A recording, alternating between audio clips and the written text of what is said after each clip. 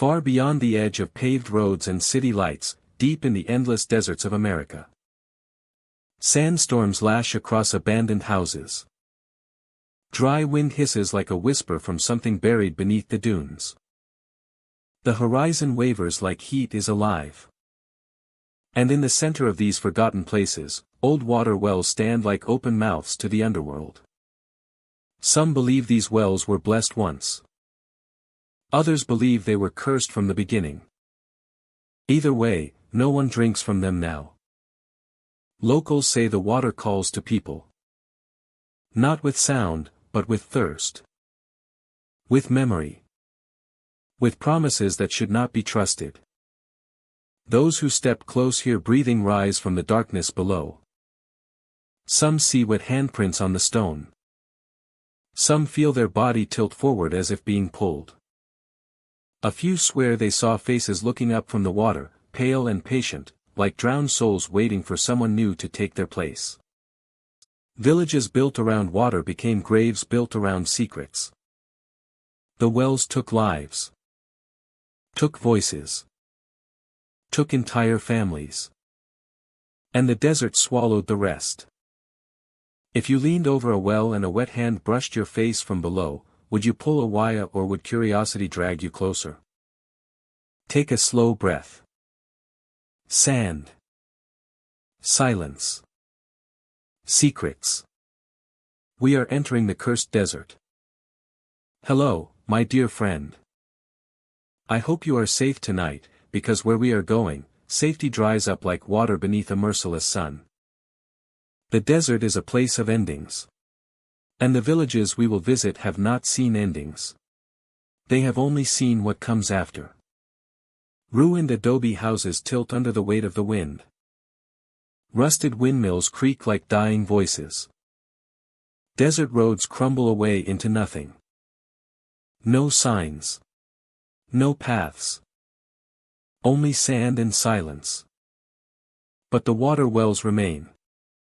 Some are filled with black water that reflects nothing. Some are dry but echo like something moves in the darkness below.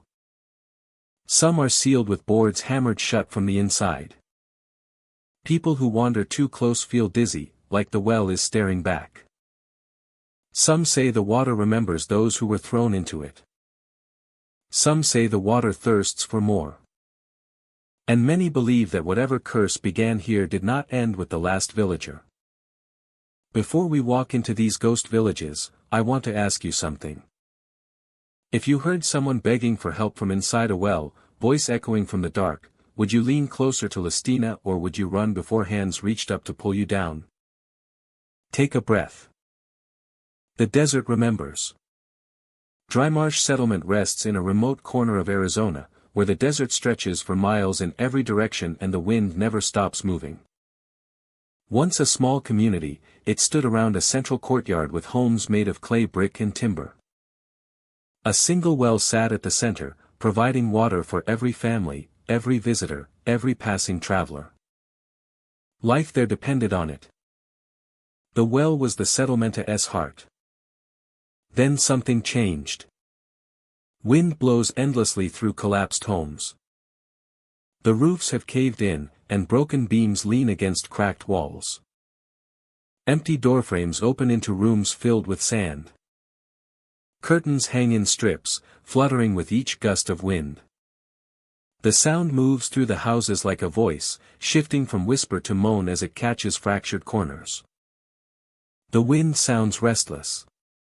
It sounds like memory scraping the edges of the settlement.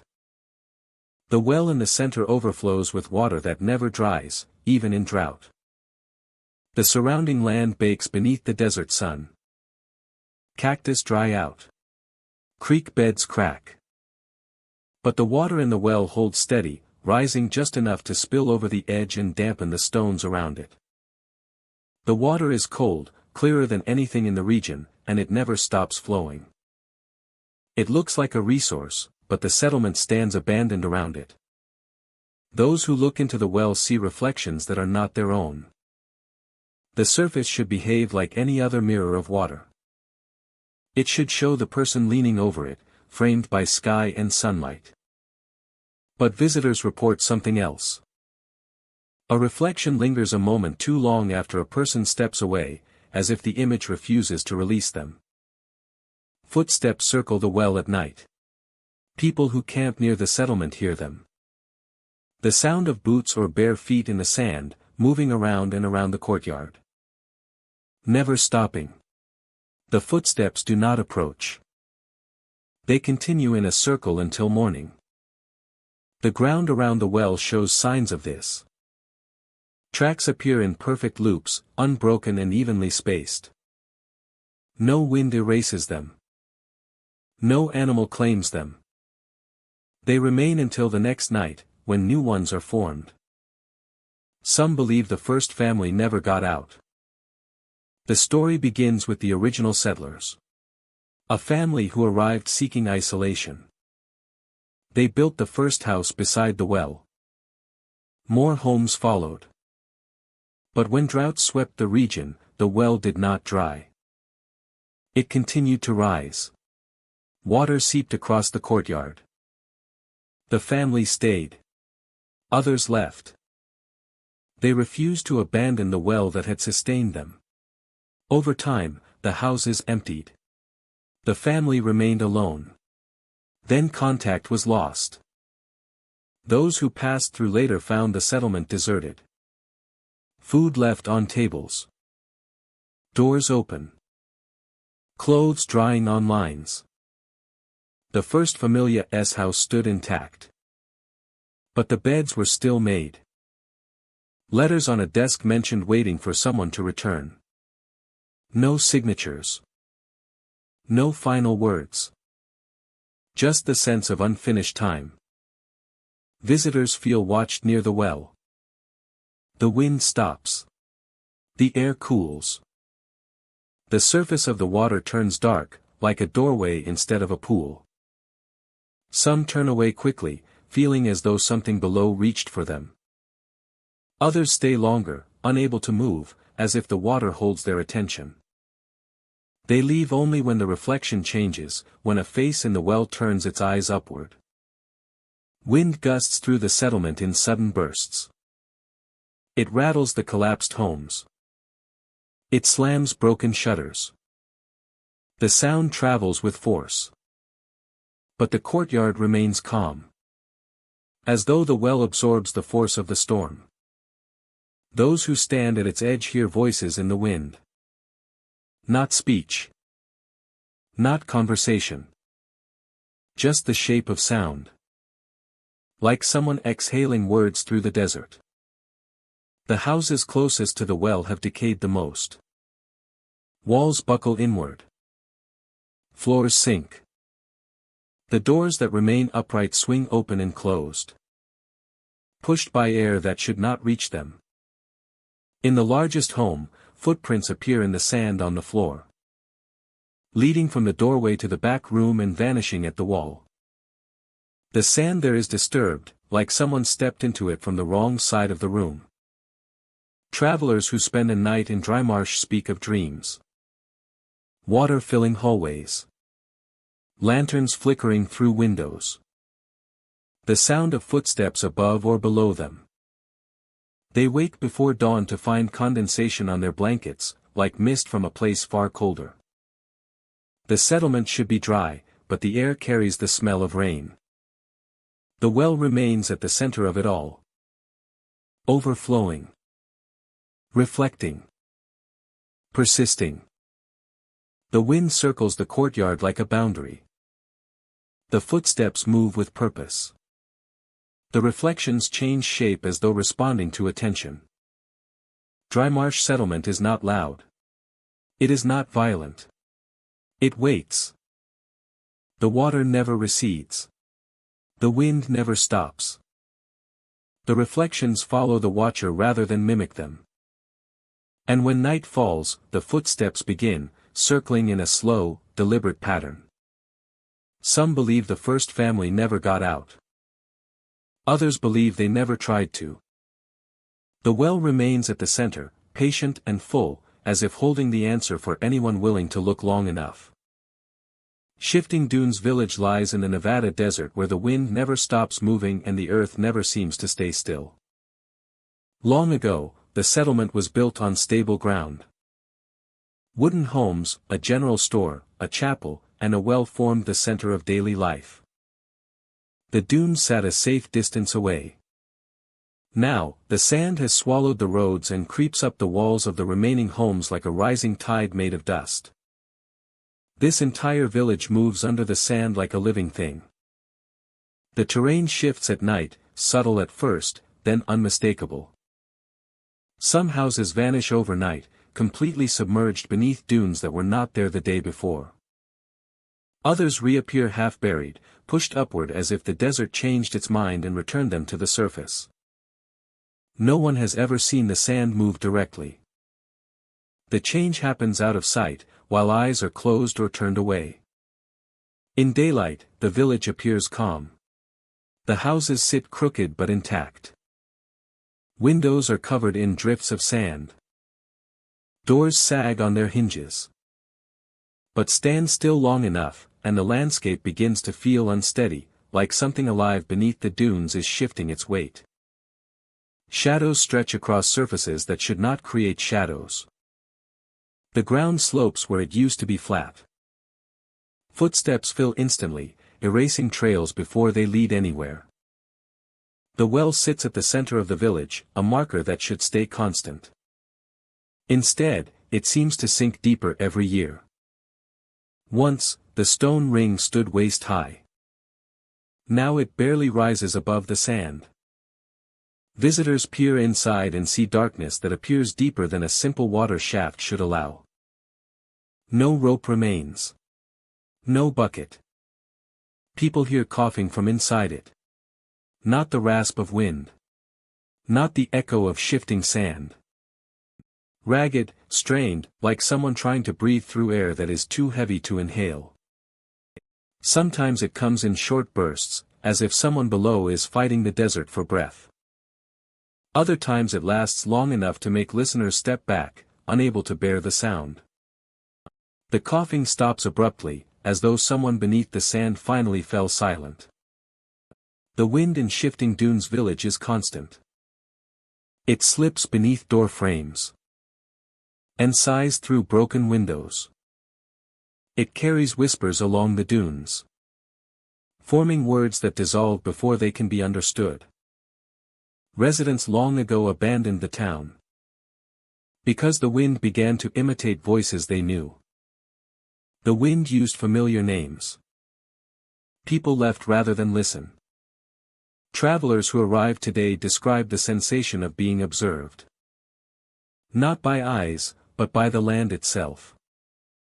As though the desert knows how many people enter and how many people leave. Some who explore the half-buried homes feel vibrations through the floorboards. Like something massive shifting beneath the surface. Not an animal. Not machinery. Weight. Movement. As if the village rides on the back of something sleeping. Inside the abandoned houses, sand piles against walls and fills corners like snowfall. In some rooms, furniture sits perfectly preserved, half covered by dunes that rise like waves frozen mid-motion. Cupboards are sealed by layers of grit. Windows are clouded by dust pressed against the glass. It is impossible to tell if the sand is being blown inside or if the house itself is sinking into it. Maps of the region show roads that no longer exist. Trail markers have shifted. Even satellite images fail to capture the village in the same location twice. Some believe the buildings move under the dunes the way driftwood moves along the shoreline. Others believe the entire settlement is being pulled deeper into the desert, piece by piece. The sand swallows the houses slowly, like something drawing breath. At dusk, the air grows still. The wind stops. The silence becomes absolute, like a held breath. That is when the coughing from the well is heard most clearly. The sound rises through the stone, reaching the surface like a plea. Those who stay after nightfall hear footsteps moving beneath the sand, slow and dragging. Not the padded steps of animals, but the uneven gait of something walking barefoot underground. Shifting Dunes Village has no definitive boundary. The desert shifts its edges the way waves change the shoreline. Some visitors say the sand forms patterns that resemble handprints or footprints, scattered along the surface. Others insist they have seen entire doorframes exposed for only a moment, then reclaimed before they can approach. The village does not seem to be fading away. It seems to be moving. People speak of the well as the heart of the place. They say whatever lies beneath its surface is connected to the shifting of the dunes. They say the coughing is not an echo from someone trapped, but a reminder of what caused the village to move. A breath drawn in sand. A presence buried beneath the settlement. Something drowning not in water, but in dust. The desert does not erase Shifting Dunes Village. It repositions it. It repositions it like pieces on a board. The landscape reshapes. The well descends inch by inch. And the coughing continues, echoing from a depth no one has measured. Like someone drowning in dust.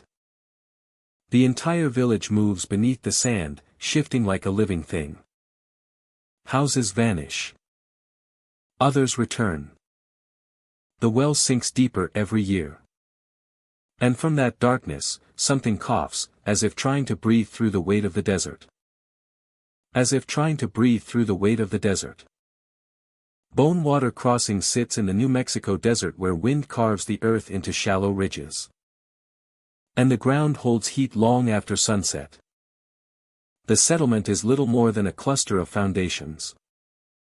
And a single well built from stone worn smooth by time. The well is the center of the story here. The people who once lived at Bone Water Crossing relied on it. But they left without explanation. What remained was not their homes or their footprints. But the circle of bones found stacked around the well like a boundary. The bones were discovered by travelers passing through years after the settlement emptied. Some were animal. Others were harder to identify. They were arranged carefully, not scattered or dropped. Stacked, as though someone had placed them deliberately, one over another, forming a pattern broken only by time and erosion. Some bones had been there so long they bleached white under the sun. Others looked newer, as if they had been added later. No one ever claimed responsibility. Animals refused to drink from the well. Horses shy away, tugging at reins. Dogs growl, backing up with their fur standing on end. Even cattle stop short when led toward it. The water inside the well is clear, clear enough to see stones resting at the bottom. But those who taste it describe the flavor as metallic. Rust. Iron. As if the desert itself seeped into the water. Visitors who approach the well feel watched. They describe a presence behind them, a weight in the air, as though someone is standing close enough to touch. The instinct to turn around is overwhelming. But turning reveals nothing. Only the desert stretching wide to the horizon. Only the wind pushing sand across the ground. The feeling never leaves. It lingers like a hand resting on the back of the neck, unseen and unshakable. The land around Bone Water Crossing tells its own story in fragments. Old fence posts lean like crooked teeth in the soil. Scrap of fabric cling to barbed wire, bleached nearly white. A wagon wheel sits half buried, its spokes broken. The remains of a homestead lie nearby, its walls collapsed inward. No records remain of the people who lived here. No census. No family names. No graves. Some travelers say they heard knocks coming from the well. Not echoes of footsteps or shifting stone, but measured knocks, spaced evenly like signals. No one agrees on the rhythm. Some say it sounded like a hand tapping on wood. Others insist it was slower, like something heavy striking stone. The knocks stop when someone listens too closely, as if whatever makes them does not want to be understood. There are rumors that the bones move. Not visibly. But people who have returned to the site claim the arrangement changed. A stack shifted inches to the left. A bone placed atop another that was bare the day before. The changes are small, almost insignificant, yet impossible to ignore. The bones should be still. They are not. The air around the well feels colder than the rest of the desert, even at midday. Visitors describe the sensation as if stepping into the shadow of a building that no longer stands. Some feel breath on the back of their necks. Others hear footsteps behind them, soft and slow, like someone crossing the dirt with bare feet. The footsteps stop the moment they turn around. The desert remains empty. At dusk, the sky casts long shadows across the well. The stones around it darken, and the bones seem to take on a different shape. Outlines shift. Spaces between them narrow or widen. The well appears deeper. The rust taste in the air grows stronger. The presence behind visitors becomes heavier. It feels closer, like someone leaning near enough to whisper. Some believe bone water crossing was abandoned because of the well. They say the water changed. They say the animals refused to drink long before the people stopped trying. They say the bones were left as warnings, or offerings, or barricades. They say something beneath the ground wanted to be remembered. That it holds more than water. That it holds more than water. Others think the bones mark the boundary of something. Not a grave. A threshold. Not benevolent either. Waiting. Visitors rarely stay long. They step close enough to see. To feel. To turn around and find nothing there.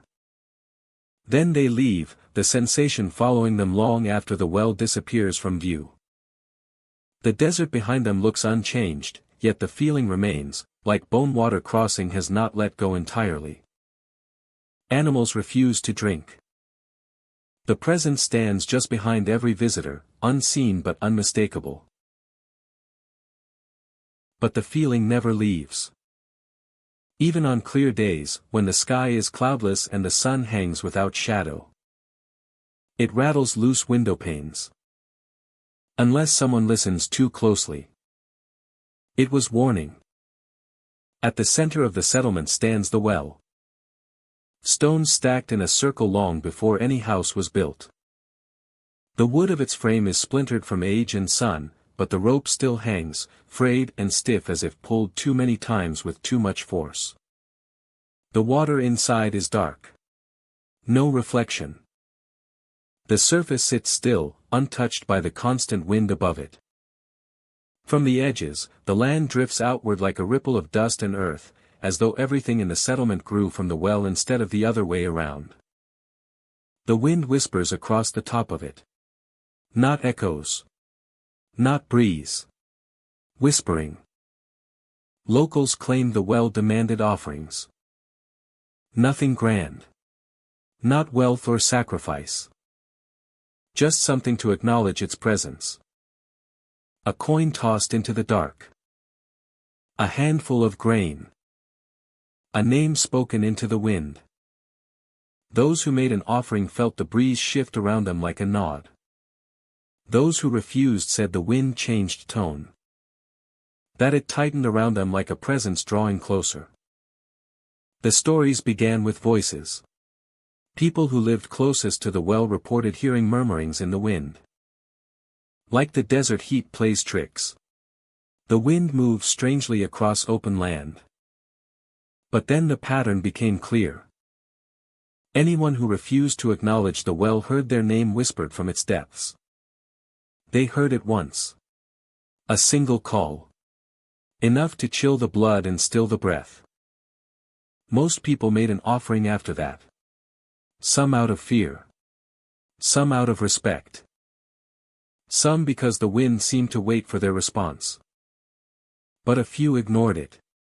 They told themselves it was imagination, coincidence, superstition. Days passed. Dust moved through the settlement in long trails. The wind rattled shutters at night. And then the voice came again. Those who heard it twice never returned. No one saw them leave. No bags packed. No doors slammed. Their homes were found undisturbed, save for dust patterns on the floors that looked like someone walked in circles before vanishing. Beds unmade. Plates left on tables. Shoes still by the door. The only sign they were gone at all was the wind sighing through their empty homes, whispering like someone had just spoken. The settlement slowly emptied. Neighbors moved their belongings away from the well.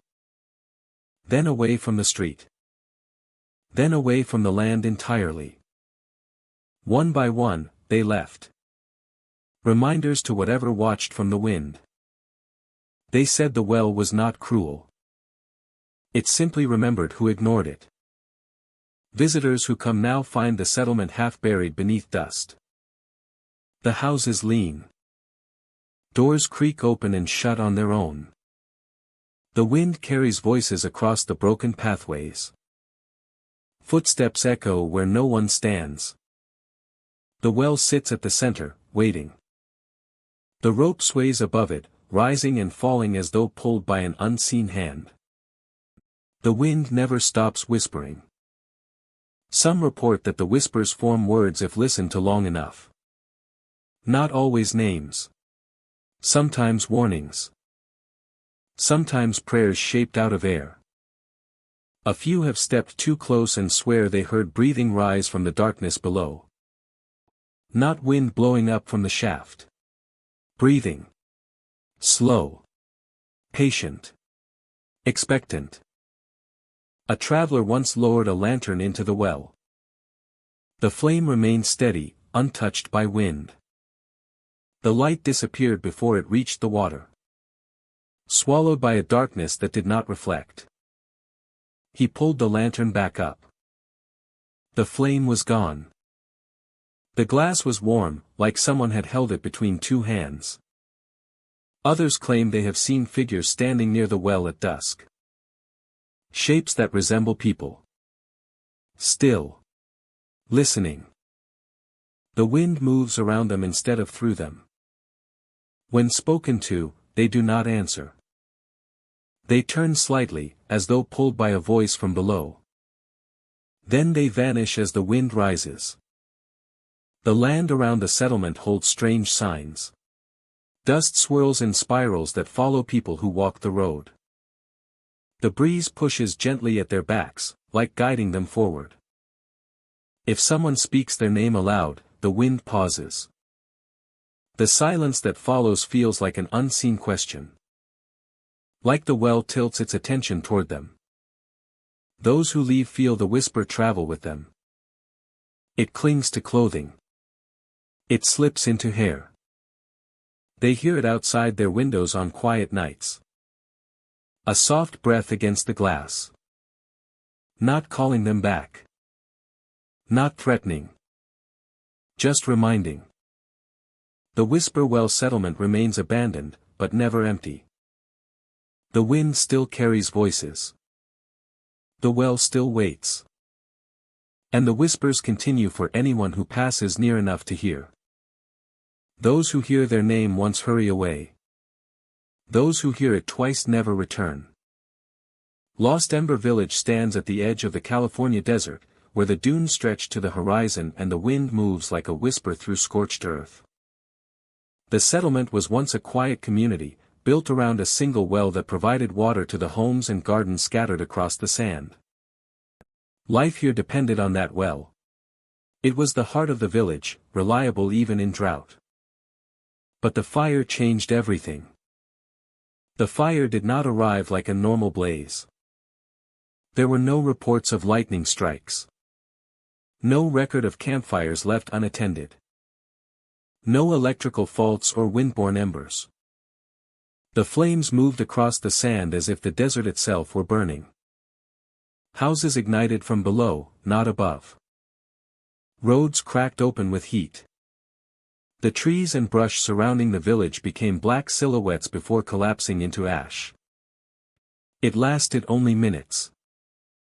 When the smoke cleared, the entire settlement stood charred and silent. All except the well. The stone ring of the well remains untouched, clean and whole despite everything around it being reduced to ruin. The rope and pulley system is unburned. The bucket rests against the stone with no sign of heat damage or soot. The inside of the well holds clear water, impossibly pure and cool against the desert heat. It shines like glass through the shadows. At dusk, that water glows with a faint light, a soft shimmer that spreads across the inner walls like a reflection from a source that does not exist. People who have visited Lost Ember Village claim the glow is strongest just as the sun disappears behind the dunes. The light pulses once, like a heartbeat, before settling into a steady illumination. The desert grows darker while the well grows brighter, as if the day is being gathered inside it. Those who approach the edge feel warmth rising from below, not enough to burn, but enough to suggest something alive beneath the surface. Some say the fire that destroyed the village did not sweep in from the outside. They believe it came from inside the well, rising from the depths like a breath exhaled in flame. There are no scorch marks leading away from the structure. The ground is burned outward in a perfect circle, as though the fire erupted from a center point and spread in all directions. The pattern is too clean for chance. The houses that remain hold traces of what life once looked like here. Blackened walls frame remnants of daily routines. A table stands in one room, a cup still resting on its surface.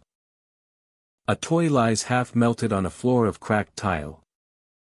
Clothing hangs in closets, untouched by weather but marked by heat. No footprints in the ash. No belongings removed. As if the villagers left without packing or fled without direction. No bodies were found. No signs of where they went. Only the well remains, untouched and waiting. Travelers who explore the site describe hearing faint sounds when they draw near the well. Not voices, but movement. A ripple beneath the water. The scrape of stone shifting. The hollow echo of something deep. Wind carries these noises across the ruins, soft enough to question, clear enough to fear. Some claim that when they listen long enough, they hear a second sound. A low hum, like air vibrating, like heat forming language without words. At night, the village grows darker than the surrounding desert. The stars feel farther away above the burned roofs. The silence becomes a presence, filling the streets like a weight. The well remains the only source of light. The glow intensifies, casting long shadows behind the stones. The brightness does not illuminate outward into the desert. It shines downward, deeper into the water, like something below is drawing the light inside. There are stories of animals refusing to drink from the well. Birds circle it but never land. Coyotes avoid the ruins entirely. Even insects seem absent, the air too still and too hot for the ordinary life of the desert. Nature moves around the village, not through it. Some researchers surveyed the location years after the fire. Their instruments registered heat at the bottom of the well. When they lowered equipment to take samples, the rope snapped and the device was lost. The water swallowed it with a sound like steam meeting cold air. No second attempt was made. At sunset, the glow returns. The light rises slowly from the depths, passing over the stones without casting reflections. It moves like a pulse traveling through veins. There is a moment, just before the desert turns fully dark, when the glow flashes. A single burst of brightness, like the echo of the night the fire came. After that, the well quiets, and the village holds its silence until dawn. Some believe the villagers never fled. They think the fire did not release them but changed them. That they remain here, unseen, bound to the place where the heat first rose. Others believe the well is a doorway. That the light at dusk is not a reflection but an invitation. That the fire did not escape from the well, but returned to it. Lost Ember Village is not empty. The desert wind moves around the ruins like it is careful not to disturb something. The well waits at the center, untouched. Glowing faintly at dusk. Some say the fire did not come from the sky, but from inside the well. And if the fire came from within, something might still be there. Ghost Oasis Camp lies deep in the Utah desert, miles from any marked road and far beyond where most travelers dare to drive. The land around it is dry and red, carved by wind and heat. Nothing should grow here. The soil is too thin. The air is too hot. But the oasis exists. A ring of palm trees surrounds a well at the center of an abandoned campsite. Their trunks rise smooth and straight. Their leaves sway without wind. The camp stands in silence, a place that feels like it should be welcoming, yet something in the stillness says otherwise. Palm trees grow around the well, though no water feeds them. Their roots stretch across the sand like veins searching for something beneath the surface. The ground surrounding them is warm to the touch, as though held by heat that never fades with the sun. Even at night, when the desert cools, the sand near the well remains warm. Some say it feels like breath beneath the earth. They sway without wind. The rest of the desert lies still. The distant shrubs stand unmoving. But the palms shift, leaves whispering against each other. Travelers standing beneath them feel their attention pulled downward, toward the well. The air grows heavy there, almost like humidity trying to form where none should exist. The sensation is subtle at first, then impossible to ignore. Beneath the leaves, travelers feel watched. The feeling arrives slowly, like eyes adjusting in the dark. It is not the sense of someone standing behind you. It is the sense of someone waiting ahead. Watching from the edge of the well. The hair on the arms rises. The breath catches. The space between the trees feels narrower than it should, as though the oasis closes in. The well water is warm. When drawn in a bucket or cupped in a hand, it carries heat rather than relief. Like something alive swims beneath it. The warmth pulses in faint waves, as though the water has a heartbeat.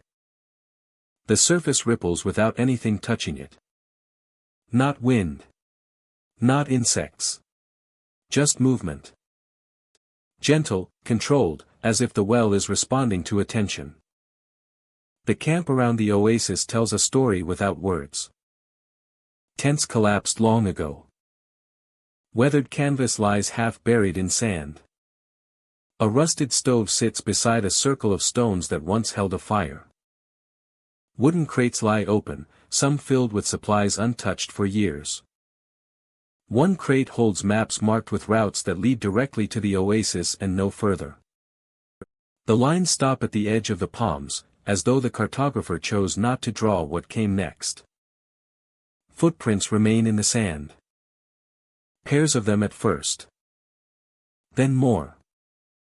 They circle the well. Some approach the edge. None turn away. The prints deepen toward the rim. Pressed into the sand like someone leaned forward. The final impressions end there. As if each set of tracks belongs to someone who never stepped back. Visitors who approach the well describe the sound of water moving, but not like splashing or flow. More like something shifting position. Something large. Something adjusting in the dark. The water's surface trembles in time with the movement. Ripples spread outward, then return to the center, as if pulled back downward by force. Some travelers draw close enough to see their reflection in the surface.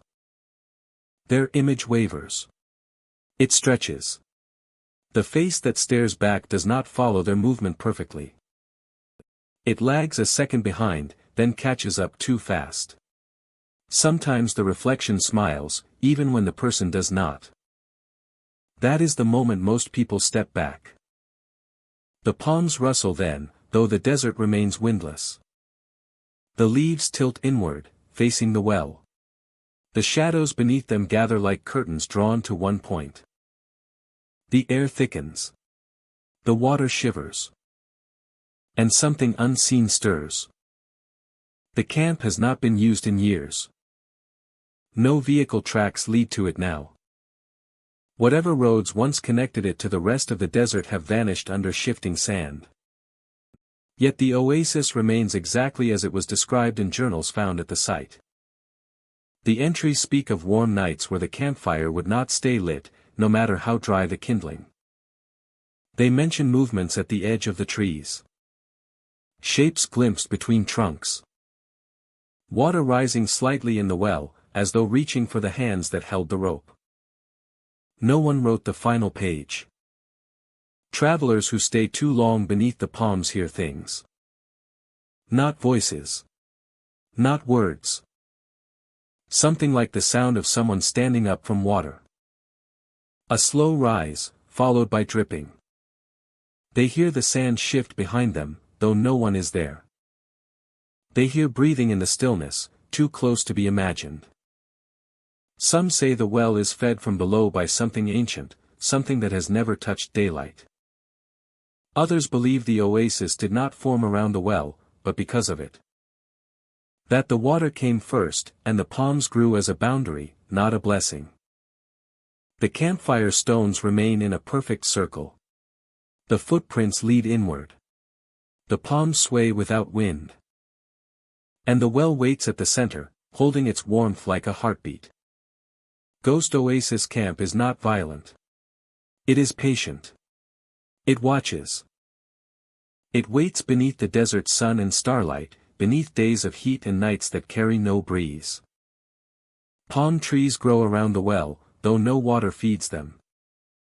They sway without wind. Beneath the leaves, travelers feel watched. The well water is warm.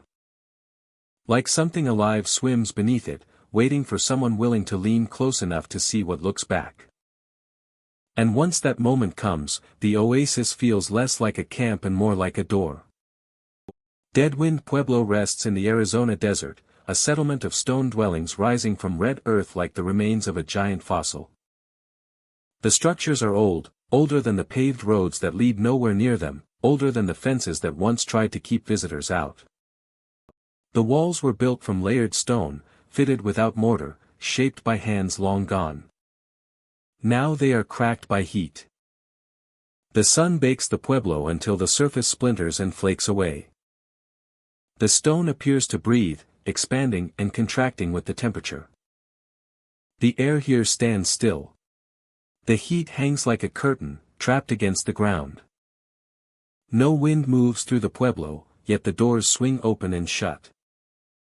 They shift on their hinges without a touch. Some open slowly, creaking as though pushed by a hand. Others slam with force, sending echoes bouncing between the stone walls. The sound travels across the settlement like footsteps, even though the sand remains undisturbed. No one lives here now, but signs of presence linger. Pots and vessels sit where they were last placed. Shadows drift across thresholds as the sun moves, but sometimes the shadows do not match the angle of the light. Visitors describe the sensation of passing through rooms that feel occupied, though no voice speaks and no body stands. In the center of Deadwind Pueblo is the well. Once a source of water, it is now sealed with rusted metal, bolted into the stone. The lid looks like it was placed in a hurry, as though the purpose was not to cover the well, but to trap something inside. The bolts are warped with age. The metal is streaked with rust. The stone around the rim is darkened, not by water, but by something that soaked upward instead of leaking down. A heartbeat can be heard through the lid. Not a human heartbeat. Not the steady thump of a chest. This rhythm is slower, deeper, and uneven. It pulses like something enormous resting beneath the surface. Each beat vibrates through the ground, subtle enough to feel in the soles of shoes. The sound grows stronger when someone stands directly over the lid, as though whatever lies beneath becomes aware of the weight above. The heartbeat does not match the rhythm of human life. It sounds like something that beats not to circulate blood, but to move earth. A pulse shaped by stone, not flesh. Some who have listened too long said their vision blurred, and their balance wavered. Like the ground shifted beneath them, they left quickly, feeling as though the heartbeat was adjusting to the presence of the living. Locals from nearby towns warn against approaching Deadwind Pueblo after sunset. When the heat bleeds from the stone and the desert begins to cool, the settlement changes. The air sharpens. The shadows deepen. The doors move more often, opening and closing like breaths drawn in the dark. The heartbeat grows louder. Some say it echoes through the pueblo like a signal. Others say it sounds like a warning. Visitors who have stayed past sundown describe walls that seem to shift. Passages feel narrower. Corners turn where none existed before. It becomes difficult to remember how to leave. Landmarks seen in daylight vanish in darkness. A stone arch may lead to open sky in the morning, but a solid wall at night. The pueblo reshapes itself, subtle but certain. No one has ever removed the lid from the well. The bolts are difficult to touch. Metal feels warm, even after nightfall. Some claim the lid flexes as though something pushes against it from below. Not consistently. Only once. Only when someone stands too close. The heartbeat grows louder at those moments, heavy and deliberate, before returning to its slow rhythm. There are carvings on some of the inner walls. Patterns that resemble spirals, lines, and shapes that could be maps or warnings. The symbols point inward, toward the well. They vary in age. Some cut deep into the stone, others scratched lightly.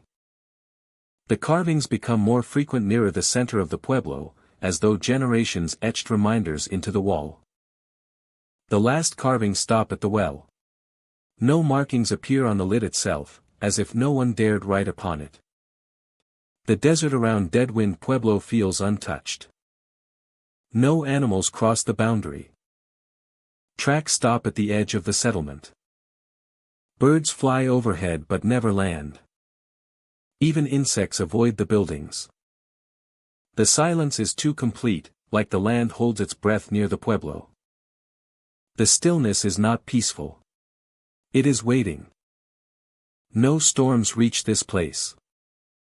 Rain breaks apart before crossing the boundary, scattering into dust. Wind curves around the settlement like water around a stone. It is as if the pueblo exists in its own atmosphere, separate from the desert surrounding it. A pocket of time and space the world has learned to avoid. No one can say what lies sealed beneath the well. Some believe it is a natural phenomenon, a cavern or an underground reservoir with echoes that mimic a heartbeat. Others think the pueblo was built to contain something rather than house its builders. A presence that was not meant to leave. The truth remains sealed beneath rusted metal and stone. Deadwind Pueblo sits beneath the heat, breathing with the slow pulse of something hidden. Doors move without wind. Shadows stretch without light. The heartbeat continues beneath the well, echoing through the settlement like a call from the earth. It is not human. And it has not stopped. Bleached Horizon Village sits alone in the Nevada desert, where the land folds into pale hills and the sun burns the earth a washed-out white. The air here carries a strange dryness, a silence that feels older than the settlement itself. Once, a handful of homes stood along a single dirt road, clustered around a community well. Now the houses lean and buckle, their windows hollow and dark, their doors hanging open like mouths left mid-sentence. What remains is a village that seems on the edge of vanishing, yet refuses to be forgotten. Sandstorms hit this place without warning. They rise suddenly, kicked up from flat earth as if summoned by something beneath the surface. One moment the sky is clear, and the next it disappears behind a wall of wind and sand. The storms leave no tracks, no predictable path. They encircle the village, swallowing it in minutes. Sand piles against doors and windows, forcing its way through cracks, filling rooms knee-deep.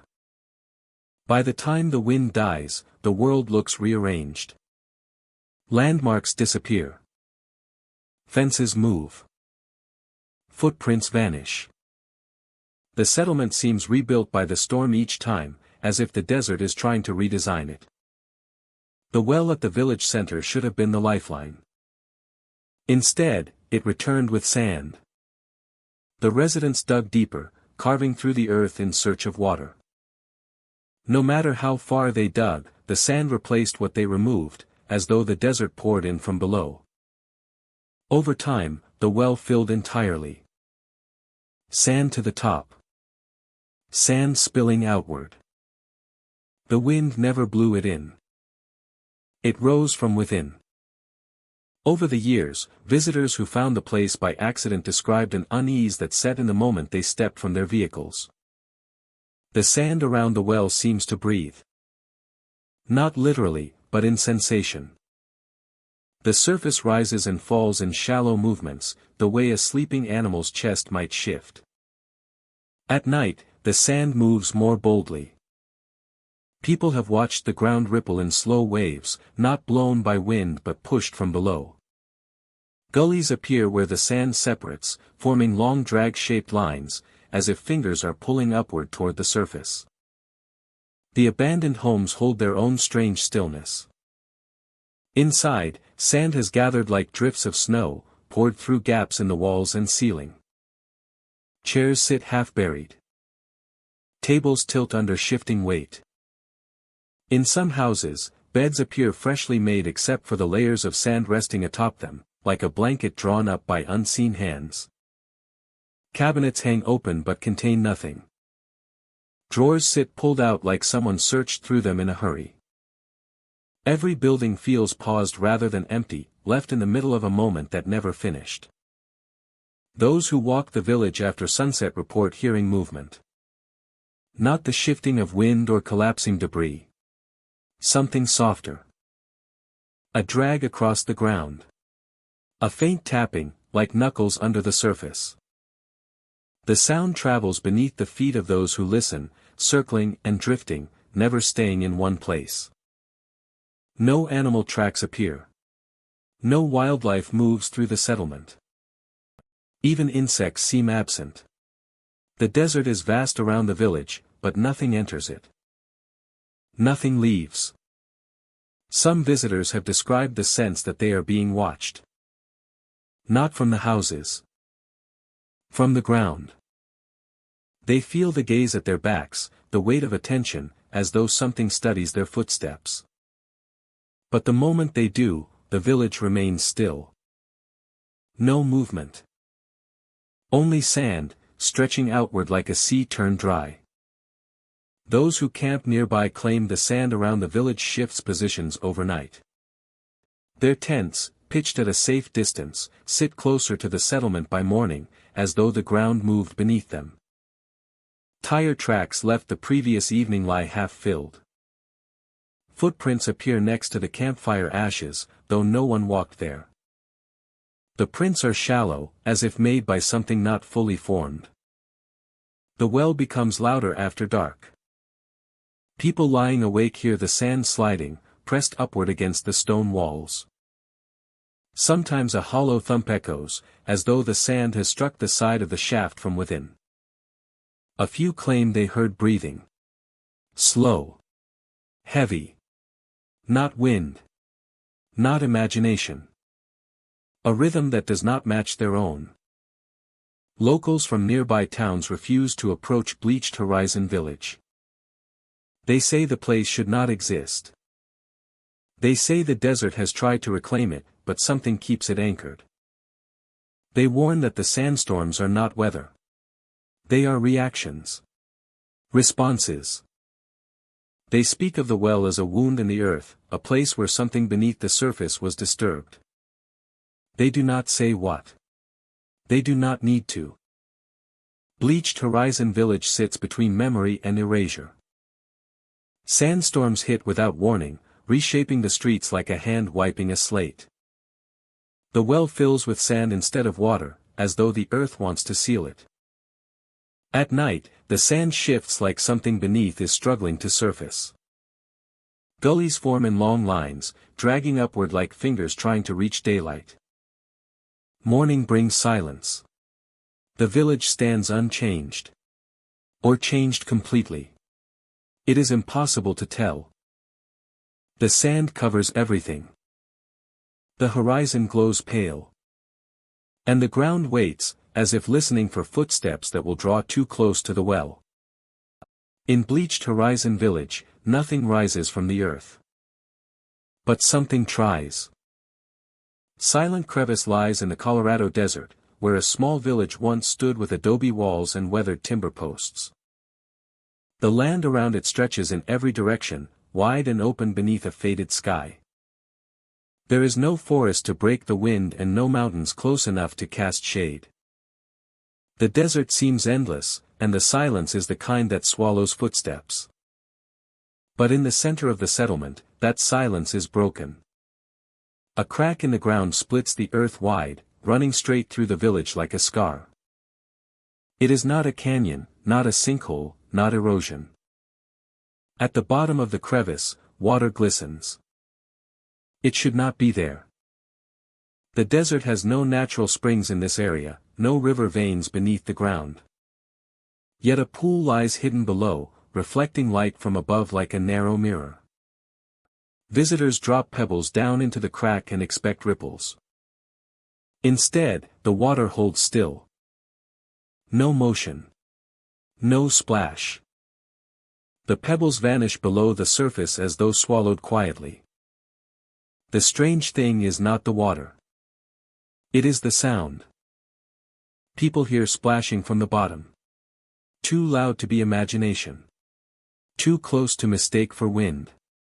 The sound rises through the crack like someone moving in the pool, shifting weight, cutting through water. But even as the noise echoes upward, the surface remains flat. Perfectly smooth. It does not tremble. It does not ripple. It reflects the sky without distortion, as if nothing touches it. Something moves down there without disturbing the surface.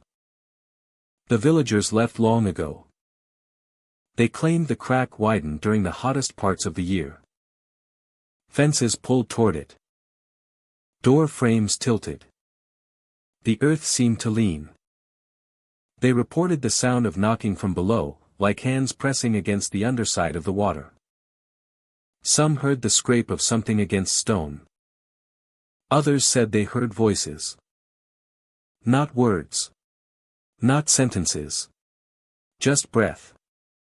Deep, steady, and patient. Just breath.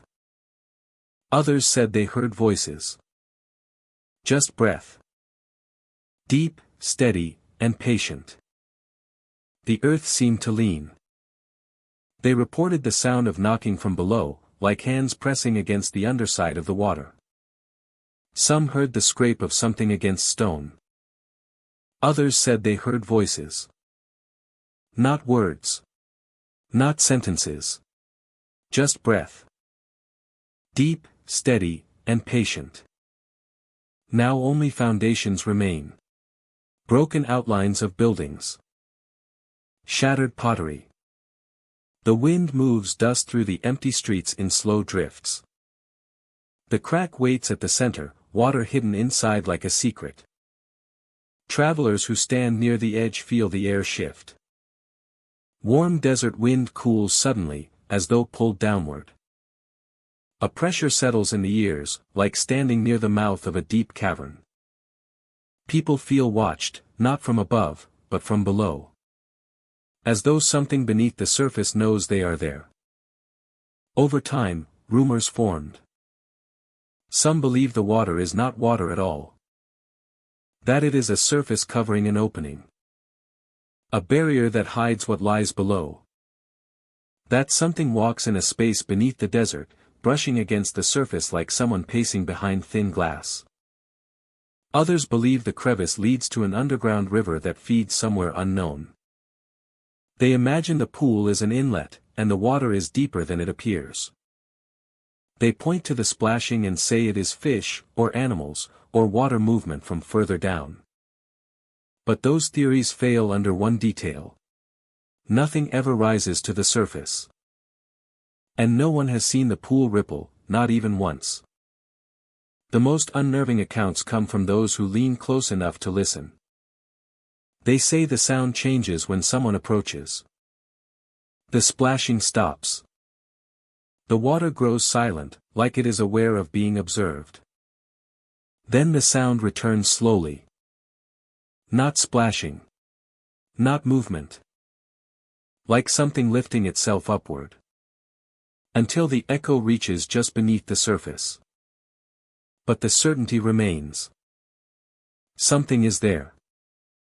A handful of explorers attempted to descend with ropes and anchors. They lowered lanterns, which flickered as they neared the water.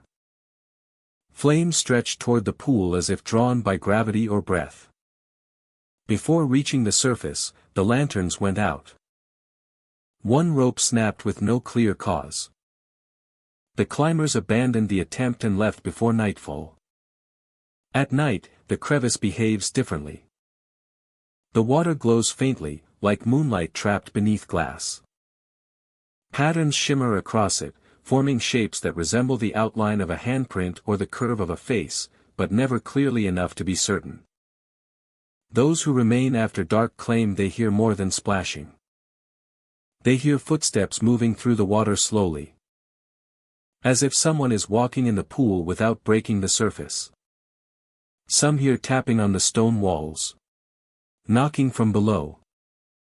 A pattern that repeats, like language formed in sound instead of words. The tapping is never random. If someone speaks, it knocks. If someone steps back, it stops. There are those who believe the crevice is not an accident. That the land did not break on its own.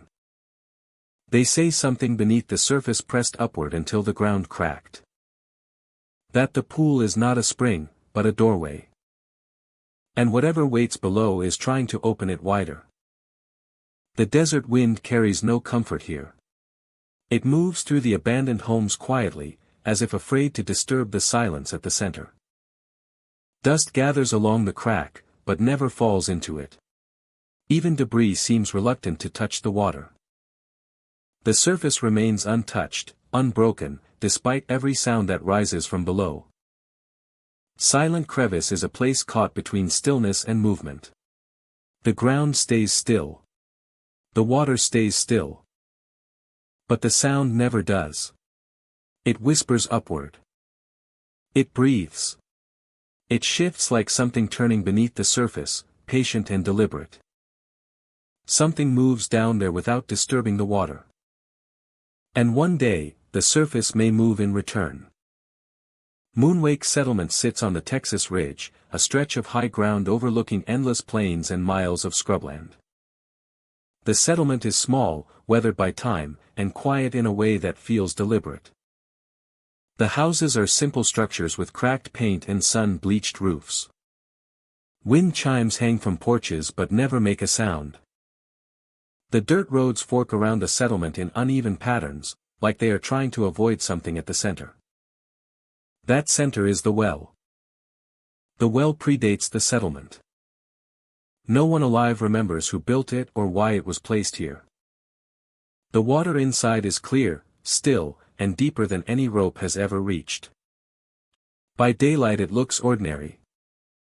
By night it becomes something else entirely. On full moons, the well reflects the sky with impossible accuracy. Every cloud, every star, every movement above appears below, as though the water is a doorway instead of a surface. The reflection is brighter than the sky itself, like the moonlight is stronger in the water than in the air. But there is one detail that does not belong.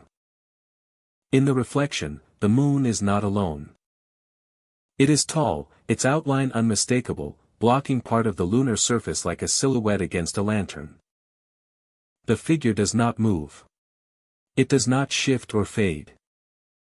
It stands in perfect stillness, fixed in the water's reflection. Anyone looking up at the actual sky sees only the full moon. Clear. Untouched. No figure. No shadow. The presence exists only in the well. The first people to notice believed it was a trick of their eyes or a ripple in the water. But ripples do not hold shape. Ripples do not remain still when the wind changes. Ripples do not return every month with the same perfect form. Over time, more settlers saw it. The reflection shows a world that is almost ours, but not entirely. A world where something stands before the moon and looks back through the water. During full moons, the settlement feels heavier. The wind slows until the air becomes thick. The night animals fall silent. The houses creak like they are settling under weight. Even the insects stop their constant hum. Every living thing on Texas Ridge behaves as though something else has arrived. People stand around the well in silence, watching the reflection. Their breath forms slow mist, even in warm weather. The shadow never turns, but it feels aware of them. A presence without motion. A watcher without breath. Those who stand too close to the edge feel a sensation like leaning over a cliff. A pull, not physical but felt behind the ribs. A suggestion to lean closer. Always closer. Some say the shadow changes shape over time. Not a transformation, but a shift in posture. On the oldest accounts, the figure is small, like a child standing at a distance. In more recent years, it appears taller. Closer. As though the figure is stepping toward the surface from a place where distance works differently. The closer it appears, the brighter the moon glows in the water. Animals refuse to drink from the well. Horses dig their hooves into the dirt to avoid it. Dogs lower their heads and whine. Cattle circle wide around the stones. Even birds refuse to perch on the rim.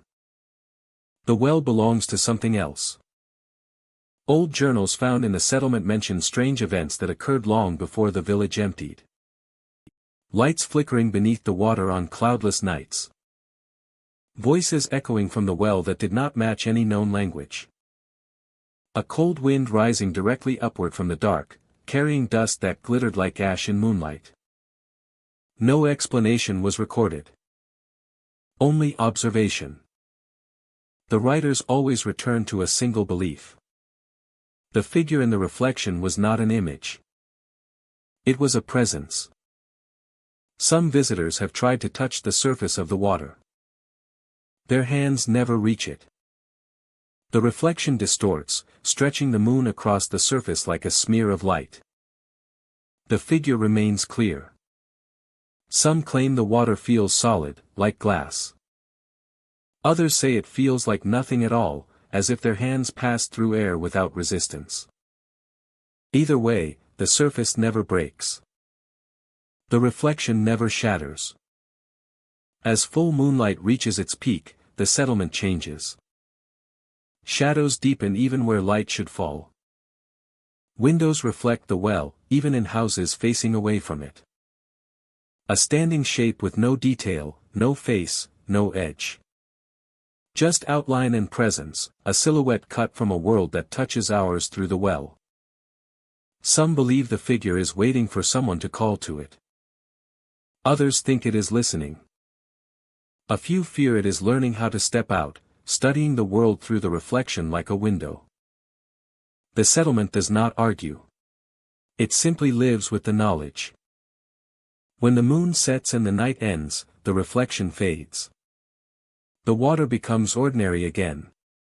The wind returns. The chimes move. Normalcy settles like dust. But the well stays full. The stones stay warm. And those who live near Moonwake Settlement know the next full moon will come. On full moons, the well reflects the sky perfectly except for one detail. The moon in the reflection has a shadowed figure standing in front of it. It does not appear in the real sky. Only in the water. And every month, the figure looks closer. Red Salt Village sits in the Utah Basin, where dust settles over the earth like flour. Where dust settles over the earth like flour and the horizon stretches unbroken in every direction. The land is rugged, ringed by shallow hills and fields of stone. Wind carries the scent of minerals. And the soil holds the color of rust. The village was built around a single well in the center of its square. That well defined the rise and fall of the place. And its water remains the most unsettling part of the story. The well water here is tinted red. Not bright like paint, not dark like dried earth, but cloudy, like mineral sediment suspended beneath the surface. The first settlers believed it was natural, a gift from the land. They drank from it. They washed in it. They shared it with travelers who passed through. And people claimed it healed sickness. Aches disappeared. Fevers dropped. Those too weak to stand regained their strength. Word spread, and more arrived seeking its aid. For a time, the village prospered. Homes expanded to the edges of the square. Market stalls lined the road. Lanterns burned late into the night while families gathered around fires. The well became a symbol of hope in a harsh landscape. But that hope began to shift. Then it started changing them. Skin paled, not in the sickly way of illness, but like sunlight had stopped touching them. Complexions took on a powdered softness, like chalk rubbed across the surface. Their eyes darkened. Not fully black, but deep enough that the irises faded into the pupils. Some wore hats or scarves to hide the changes. Others stared openly, their gaze fixed and unblinking. Those who returned to their hometowns found themselves watched. People whispered. A few were turned away from inns and stores, unsettled by the transformation that clung to them. They stopped speaking. At first, it was hesitation, like they were thinking before responding. Then the silence deepened. People tried to talk to them and received only stillness. They stood in doorways without moving. Their eyes tracked motion, but their bodies remained still. Some formed groups that walked the edges of the village at dusk, moving in synchronized patterns like a silent patrol. When newcomers approached with hope in their eyes, those groups only watched. The well remained full. The water rose higher each week. As though fed from below by something that did not care about drought or consumption. Buckets drew more than expected. The surface rippled even when the air was still. The red tint grew stronger, like the minerals were thickening or something stirred beneath. When a storm came, the village emptied overnight. The sky blackened with clouds that held no lightning and offered no thunder. Wind tore across the basin like a single uninterrupted breath. Rain fell in slow, heavy drops, staining the ground like spilled ink. Those who lived in nearby settlements saw the storm from a distance. They expected damage, maybe flooding. They waited for word. No word came. When they traveled to Red Salt Village, they found doors open. Food left on tables. Clothes hanging from lines. Beds disturbed as though people stood up quickly and left without packing. No sign of struggle. No footprints leading out of town. The well was overflowing, water spilling down the stone and spreading across the square in thin streams. It pooled at thresholds like it had followed the residents to their doorsteps. The village looked paused, not abandoned. As though everyone had stepped away for a moment and never returned.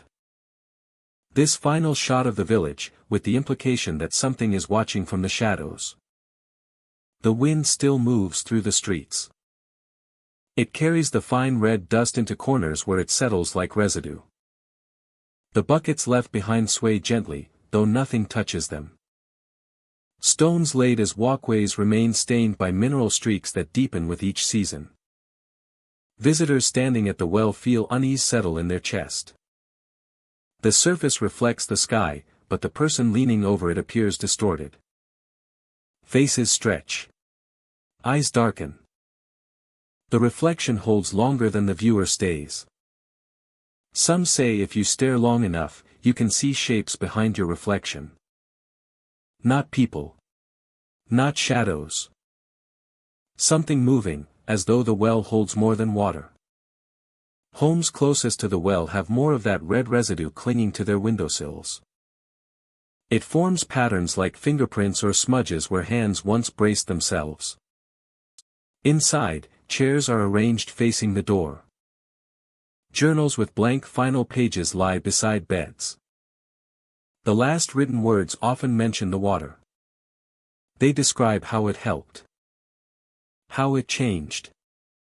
How whispers came from the well at night, rising through the bucket rope like breath. Now the village is silent. Only the wind breaks the stillness, sweeping the basin. Animals avoid the place. Birds refuse to fly overhead. Even insects seem absent. The land feels suspended between movement and memory. Some believe the villagers left. Others believe they remain somewhere beyond sight, changed into something no longer human.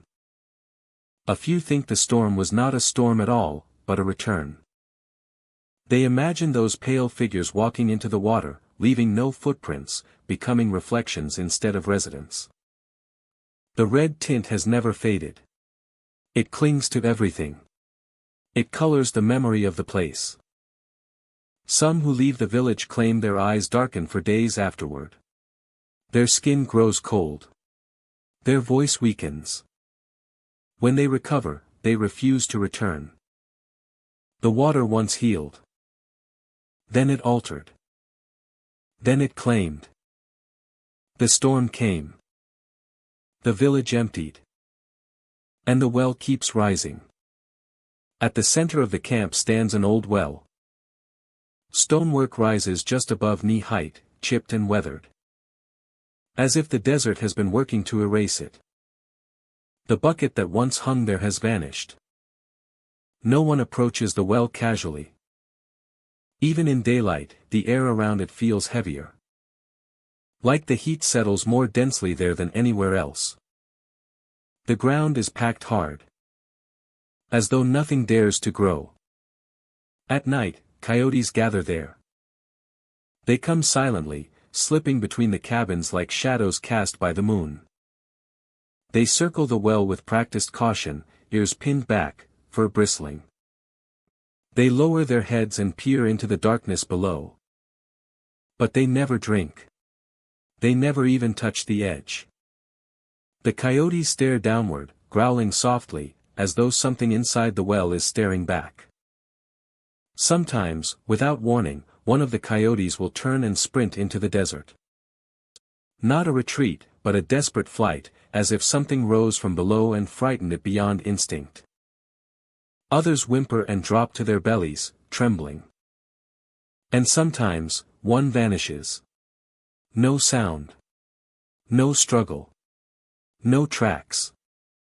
One moment it stands beside the well, the next it is gone, as though the earth swallowed it whole.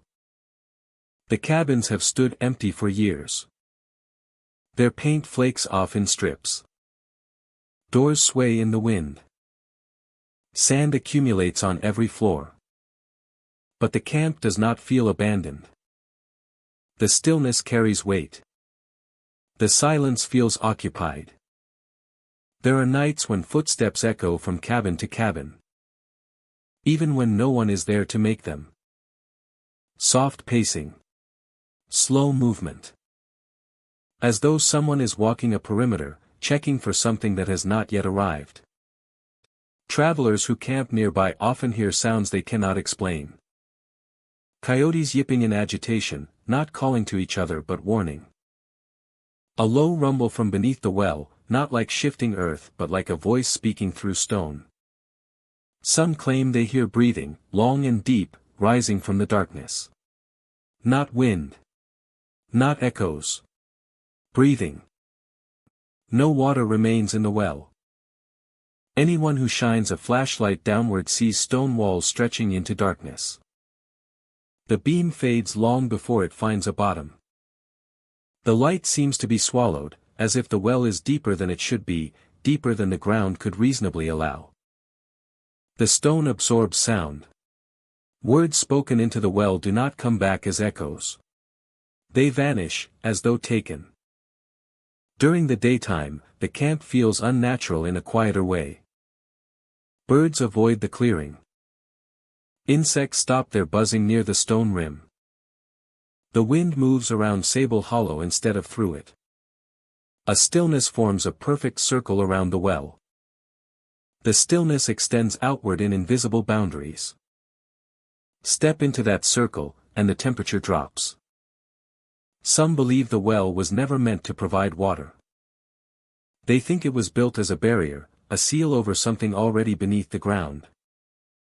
Stories from those who lived in the area decades ago speak of the well being covered at night, then uncovered again each morning. As if the camp ran on a routine meant to protect the living from whatever rested below. There are written accounts tucked away in nearby towns. Old journals mention the coyotes gathering. Not as predators or scavengers, but as guards. They stood vigil around the well, staring downward, growling to warn something not to rise. If that is true, the animals may not be afraid of what is inside. They may be keeping it there. Every so often, someone visits Sable Hollow and stays longer than they should. These visitors report strange dreams. They dream of standing at the well and hearing someone speak from the bottom, though the words fade before reaching their ears. They dream of dust falling upward instead of down. They dream of pale shapes moving beneath the ground like silhouettes walking behind a curtain. When they wake, their clothes smell faintly of stone and earth. Their shoes are covered in fine gray dust that does not match the red soil of the desert. They leave. They do not return. There are claims that the well pulses. Not a trick of the eye. Not imagination in the dark. A slow movement, like the stonework shifts outward and inward, breathing with the earth beneath it. On nights when the moon is bright, the well seems to hum. Coyotes gather closer then, no longer circling but sitting in a ring around the stone. They watch. They wait. They listen. No one has found where the missing coyotes go. No one has found the bottom of the well. And no one has found a reason the place remains intact despite years of neglect. Sable Hollow Camp still stands, as though the desert will not take it.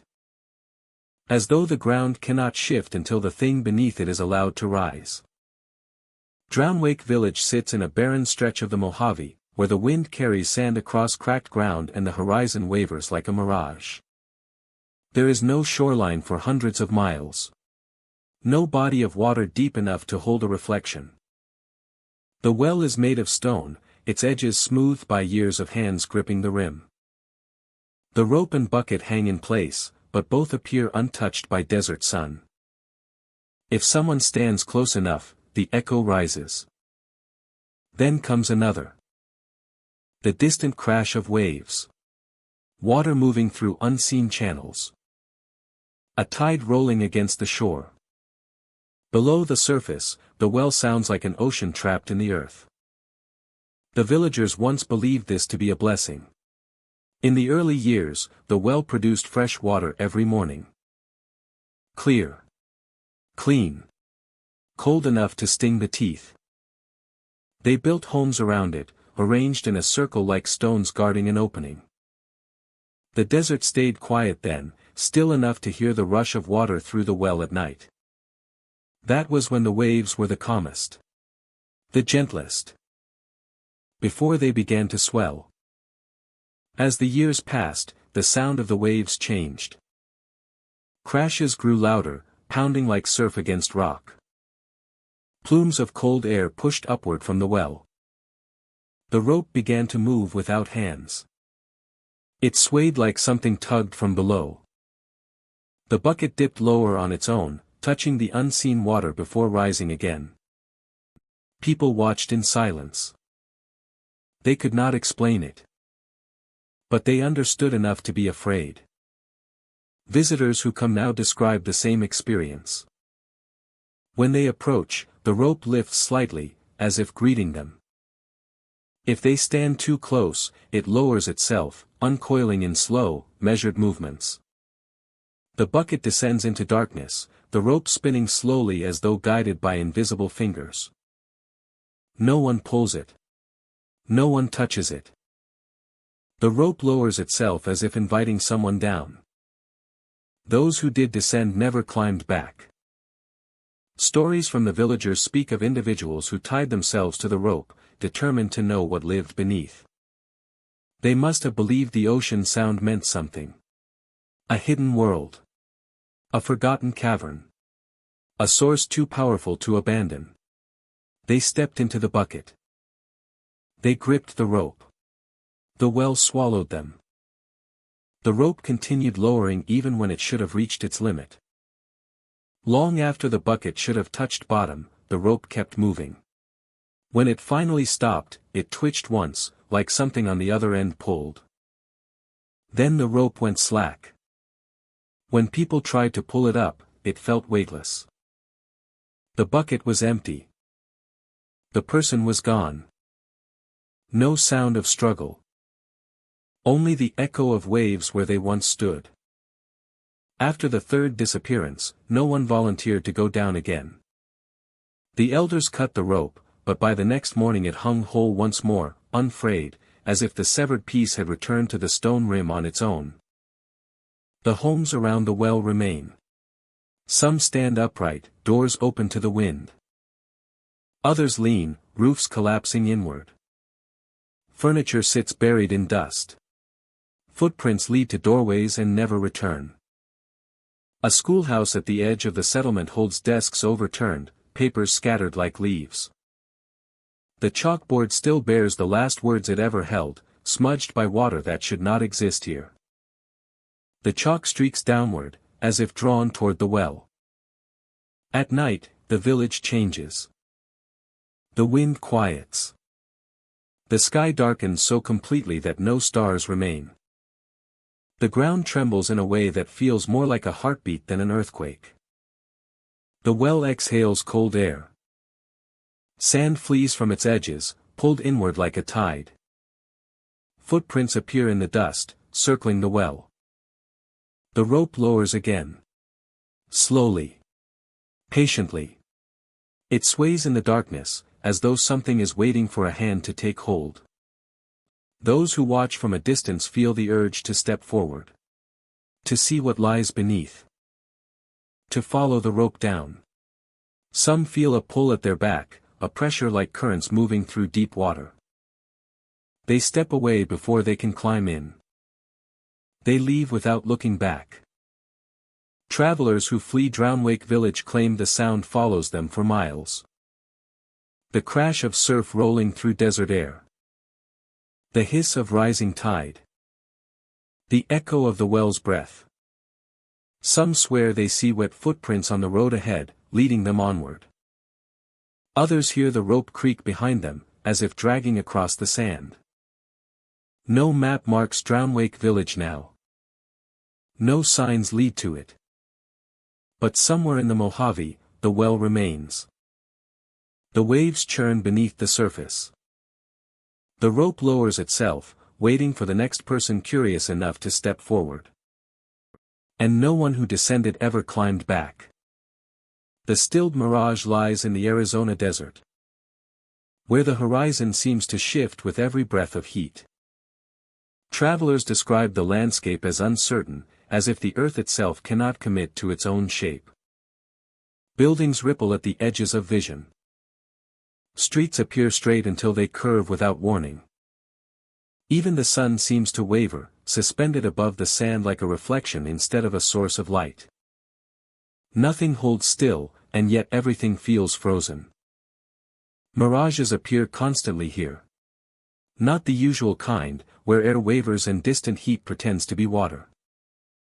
These mirages are sharper. Pools of water shimmer between houses. Fountains appear in dry plazas that have not run for decades. Some people swear they hear dripping. Others hear splashing. But when they approach, the water retreats like a blink of vision and the desert floor shows only cracked earth. Shadows walk the streets as though cast by people who are not there. They move at steady paces, following paths through abandoned roads and open courtyards. Their shapes stretch and shorten in the sun. Sometimes they pause as if deciding which direction to take. Sometimes they lift their heads to look toward the horizon, though no face exists to carry the gaze.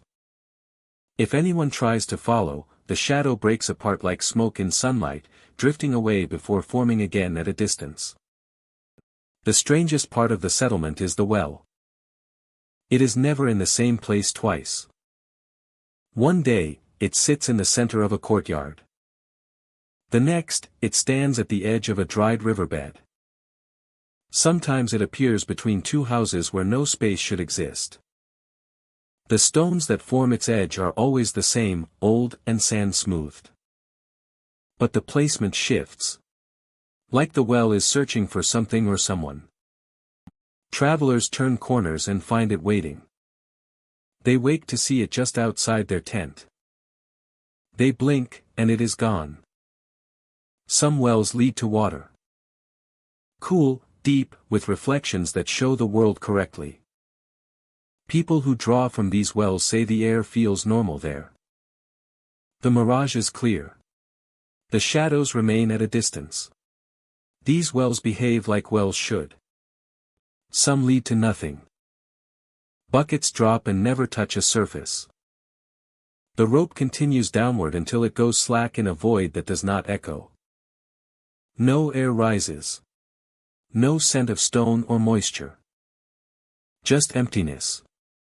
As though the well is not a structure, but an opening to a place that does not accept sound or gravity or presence. Those who listen too long feel the pressure of silence building in their chest, as if something below breathes without lungs. Some wells lead to somewhere else. People who have looked over the rim swear they saw things that should not be beneath the desert. A forest lit by pale blue light. A street with moving traffic, blurred by distance and time. A shoreline with waves that reach toward the stone as if trying to climb upward. These images flicker. None of them resemble Arizona, yet all feel familiar in ways that leave the mind uneasy. Like memories from a place no one has visited. Mirages gather around certain wells like fog. Pools of water form and hold their shape longer. Reflections appear even when nothing stands above them. Sometimes a person's reflection looks back an instant too late. Shadows fall in directions that contradict the sun. The world bends quietly, like a breath held by something watching. Residents once tried to map the wells.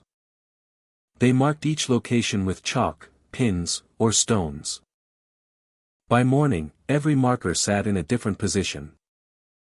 Some grouped in clusters. Others arranged in spirals. As though the wells themselves responded to the attempt. The map was abandoned. When people realized the wells were not moving randomly. They were forming patterns. Travelers who stay long enough begin to feel the pull of the mirages. Their sense of distance falters. A building that looked far away suddenly stands within reach. Prints in the sand lead toward a structure that was not present an hour before. The air holds the taste of minerals, cool and metallic, like the scent before rain in a place that has forgotten water. People feel watched, not by eyes, but by attention itself. Like the land is learning them. On quiet days, the settlement seems emptied of sound. Then the wind shifts, and everything returns at once. The splash of invisible water. The footsteps of unseen figures. The hum of something vibrating through the wells. If someone stands too close to the rim, the rope sways even without touch. The bucket moves, rising an inch, as if something below has given it back. Night changes everything. The mirages sharpen. Pools of water glow. Shadows grow darker, no longer transparent but filled, like outlines waiting to step forward. The wells hum like tuning instruments.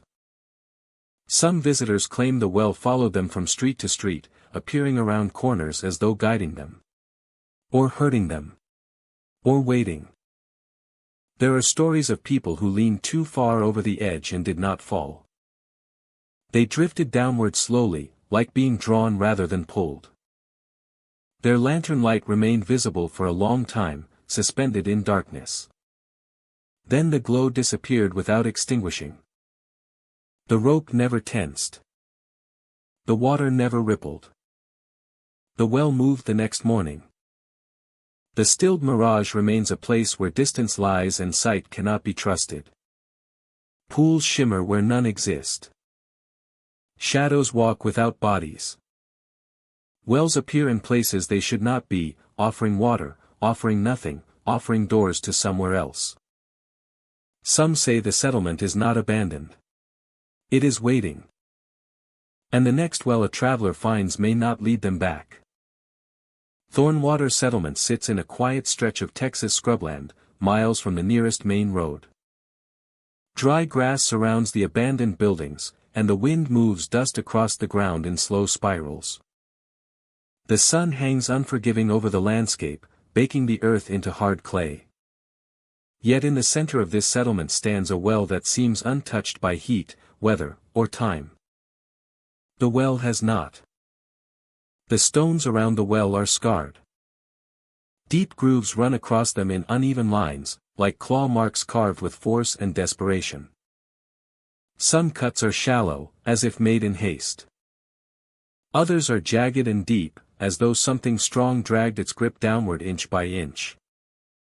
No animal native to the region could leave marks like these. They are too long. Too deliberate. Too human in intention, if not in shape. The water inside the well is black. Not dark from depth or shadow, but black like ink. When someone leans over the edge, no face looks back. The surface reveals nothing. It gives nothing. It absorbs everything. Even under the noon sun, the water remains cold, a cold that rises like a breath from the stones and meets the skin with a chill that should not exist in summer. Handprints appear on the rim. They show up at random. Some are small, others large, all smeared with moisture that drips down the stones. The water trails do not dry, even in the heat. People who have visited the settlement say the prints are wet when they approach, like someone touched the stone only seconds before. But no one is ever seen walking away. The settlement itself is as silent as the well is loud in presence. Houses stand with broken windows and doors that sway slightly in the wind. Furniture lies where it was last used, layered in dust that softens its shape. A dinner plate sits on a table with a fork beside it. Nothing suggests a hurried escape. Only absence. As though people intended to return. Animals avoid this place. Coyotes circle wide. Birds fly overhead without landing. Even insects seem to skirt the borders of thorn water, leaving the ground around the well disturbingly still. The silence here is thick. Not peaceful, but watchful, like something beneath the earth is listening. Residents who once lived near thorn water remembered the well differently. The water sweet. The stones unmarked. People drew water from it daily. Then something changed. Nights grew colder even in July. The wind pushed inward toward the settlement instead of across it. The first claw marks appeared after a storm that brought no lightning, no rain, only wind and sound. A sound like stone grinding against stone beneath the ground. Those who approached the well after that night described the same sensation. The air grew heavy. Their skin prickled with static as though lightning were about to strike. And then the water moved. Not rippled. Moved. A single rise in the surface like something beneath pressed upward, testing the barrier between depths and daylight. No one waited to see what might follow. The handprints began after the final families left. They appeared each morning on the stone, spaced like someone pulling themselves up from inside. Always wet. Always fresh. Some prints faced inward, fingers hooked toward the well as if gripping for balance. Others pointed outward, palms spread, as if bracing against the edge. In more recent years, visitors report new marks that drag downward, 5 streaks at a time, carved into the stone like the start of another escape attempt. No one has seen what makes them. When night falls in Thorn Water, the temperature drops with unnatural speed. The air cools not from wind, but from stillness, as if warmth is being pulled downward into the ground. The black water shines faintly then, not with reflection but with a subtle glow, pale and impossible to trace. It pulses once, slow and heavy, like a heartbeat that does not belong to any living body. Some have heard sounds then. A scrape of nails against stone. A breath drawn too deep. Water shifting with purpose. One visitor claimed they heard knuckles tapping from below, steady and patient, like someone knocking on a door they expect to be opened. They did not stay to listen further. If someone stands too close, the cold reaches for them. It wraps around ankles and wrists like unseen fingers. It does not pull, but it invites. A suggestion, quiet but persistent, to lean over the stone. To look into the black water. To see what waits where light cannot follow. Some believe the well holds something trapped. Others think it is a doorway. A place where something once climbed out and left the marks behind. As if whatever touched the rim is not finished. As if it knows the way back. Thorn Water Settlement remains abandoned. The wind still moves through the empty houses. The sun still beats on the ground. But the well is unchanged. Always cold. Always black. Always waiting. The stones are covered in claw marks. The water is black and cold. Handprints appear on the rim. They drip, even in the heat. Something touched the edge.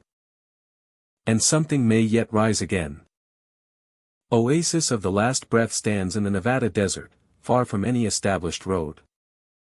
The land around it is open and dry, a powdered plain of sun-bleached stone where the wind rolls sand into small dunes.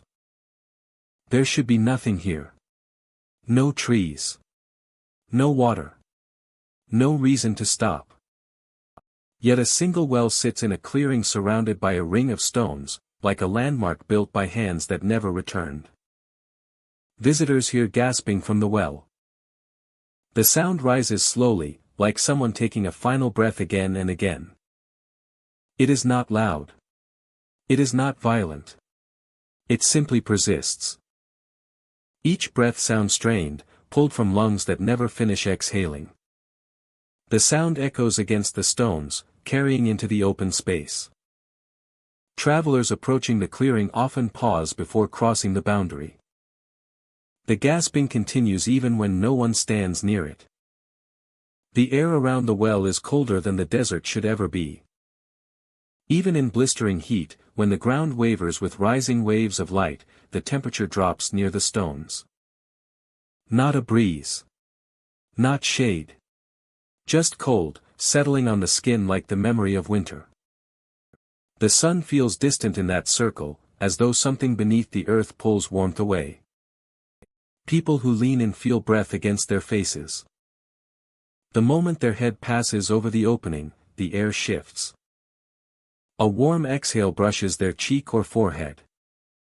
Sometimes it comes slow, like someone lying beneath them, drawing air in and pushing air out. Other times it comes fast, like the gasp of someone frightened or desperate. The water itself is difficult to make out. The well is deep, and the bottom disappears into darkness. Even flashlights do little to illuminate the space below. Beams of light bend or scatter near the surface, as though the water refuses to be seen clearly. The ripples form without impact, like something touches the surface from beneath. Some believe a person died there. Others believe several did. But no official record confirms a tragedy. The site does not appear on maps. Older locals claim it was once part of a small settlement, long since swallowed by the desert. They speak of families leaving in a hurry, abandoning their belongings and walking into the heat without explanation. When asked why, they only mention the well. They say the sound began before the departure. They say the air was cold even then. The stones around the well are smooth, worn by hands and time. Some hold carvings, small indentations like markers or symbols. They are shallow, almost erased by the desert wind. The patterns do not match any known script, but they repeat in intervals, circling the well. People have tried to trace them, but the stone feels warmer around those markings, as if heat gathers there instead of leaving. Travelers describe hearing footsteps at night. Not in the sand. In the well. Like someone climbing a staircase that does not exist. The sound rises for a moment, stops at the edge, then descends again. No one has seen anything emerge. The gasping continues, steady and patient, like it has been breathing the same breath for years. The desert around the oasis behaves strangely.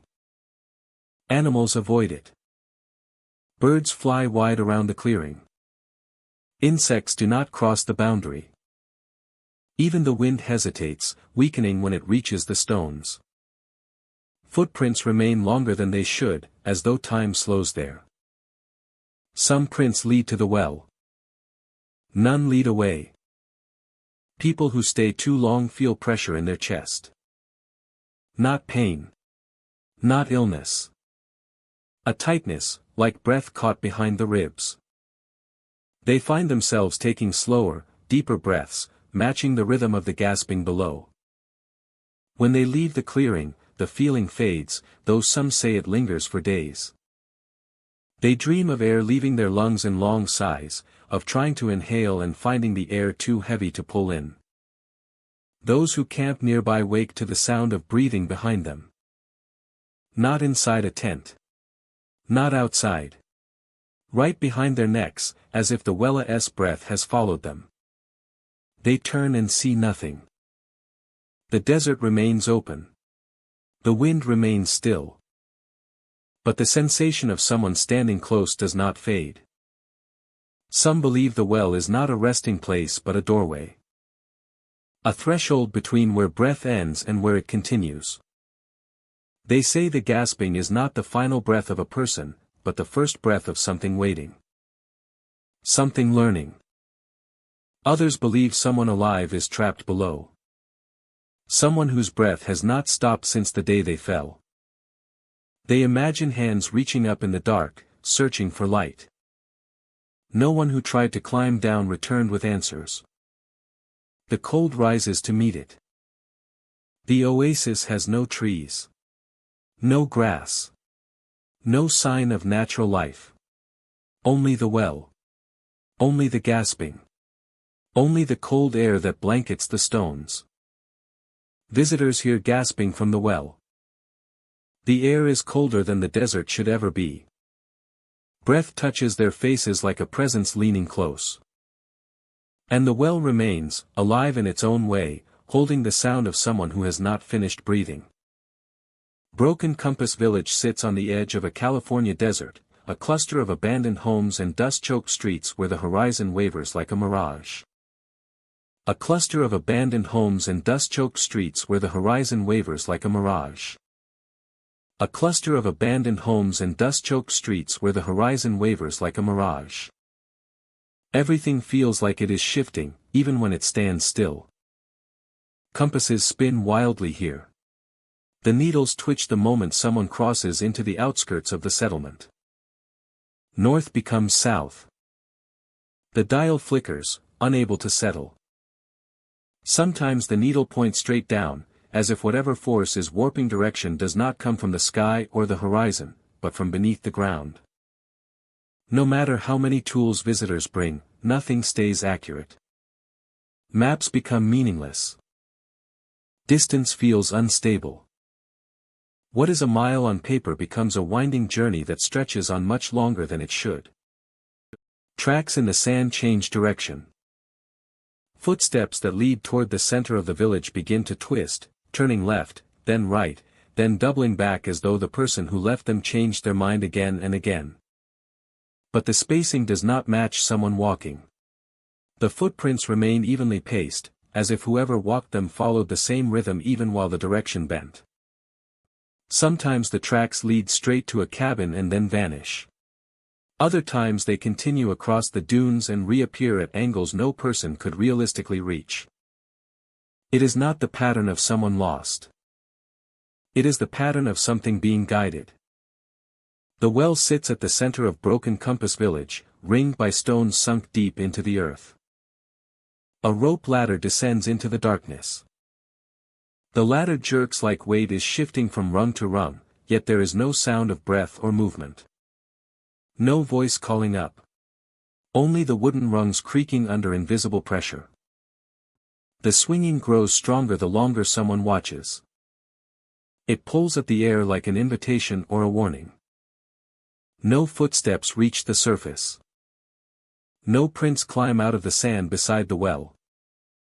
The ground around it remains smooth, as though nothing ever emerges. Visitors who peer into the shaft describe a depth that should not exist. Light falls only a short distance before being swallowed. The darkness looks thick, like ink instead of shadow. Some swear they see the ladder pulled tight, as though held by unseen hands. Others see the rope twist, as if being gripped from below. The houses around the well are arranged in a circle, but the circle does not feel symmetrical. Each structure faces a direction that seems slightly off, as if turned by degrees that defy compass points. The doors open inward, revealing rooms filled with dust and objects that look misplaced. A chair pushed against a wall where no table stands. A coat left hanging on a hook with no footprints beneath it. A single fork resting at the center of a dining table. Nothing seems scattered. Nothing seems rushed. Everything feels arranged. The desert wind carries a strange stillness into the village. It moves through the streets without sound. As if muted by something unseen. Even the sand seems to settle differently here. It forms ridges like ripples on water. The dunes pulse subtly, as though breathing. The air grows heavier near the well. Like pressure deep underground pushes upward. It feels like gravity itself shifts. Travelers often attempt to leave the village. They walk in straight lines, only to be guided back to the center. Some mark their path with sticks or stones. When they look back, the markers have rearranged themselves. Not scattered, but relocated in straight lines, as if forming arrows that point toward the well. Others leave messages etched in the sand. Hours later, the messages return inverted, as though viewed from the opposite direction. Nightfall reaches Broken Compass Village differently. Shadows stretch in the wrong direction. Shadows stretch in the wrong direction. Shadows stretch in the wrong direction. The rope ladder sways more violently, slamming against the stone ring with sharp jolts. The air begins to hum. A low vibration, like metal being tuned. Whispers ride beneath the hum. Some hear whispers riding beneath the hum. The rhythm of something climbing, pausing, climbing again. The rhythm builds, the village trembles. The cabins seem to tilt in the moonlight. Their doorframes angle inward. Their windows align so that each one reflects the well instead of the landscape. Step away, and the reflection changes. Step closer, and the well appears deeper. The compasses spin faster. The needles clatter against the glass like insects trapped inside. They do not stop until the person holding them steps back from the well. Some believe the village stands atop a natural anomaly, a distortion of magnetic fields. Others believe the well was dug too deep, reaching a place where direction bends. There is a theory whispered by those who study abandoned sites, that Broken Compass Village moves slightly each year, shifting across the desert, dragged by a slow crawl beneath the sand, pulling the settlement through places it was never meant to be. Whatever climbs the ladder never reaches the top. Whatever walks beneath the sand leaves no trace on the surface. The village remains silent. The rope swings. The compasses spin. Broken Compass Village does not lose direction. It refuses to have one. Mirage Stone Pueblo lies in a quiet stretch of New Mexico desert, where flat earth meets sheer cliffs of red and gold stone. The village is abandoned now, shaped from adobe and sandstone, its homes cracked by heat and hollowed by time. Wind moves freely through doorways without doors and windows without glass. Nothing stirs here except dust and the faint echo of what once was. Yet at the center of the pueblo, there is a place where the past has not left. A well sits in the plaza, surrounded by mirrors made from polished desert rock. Their surfaces were carved smooth generations ago, shaped to reflect like glass despite having no shine of their own. No one knows who carved them or how. They stand arranged in a circle, facing inward, catching the light of the sun and turning it into images. They do not reflect the present pueblo. They show the village as it once was. Alive. Visitors who look into the mirrors see buildings unbroken, walls repaired, rooftops restored. The plaza looks swept clean.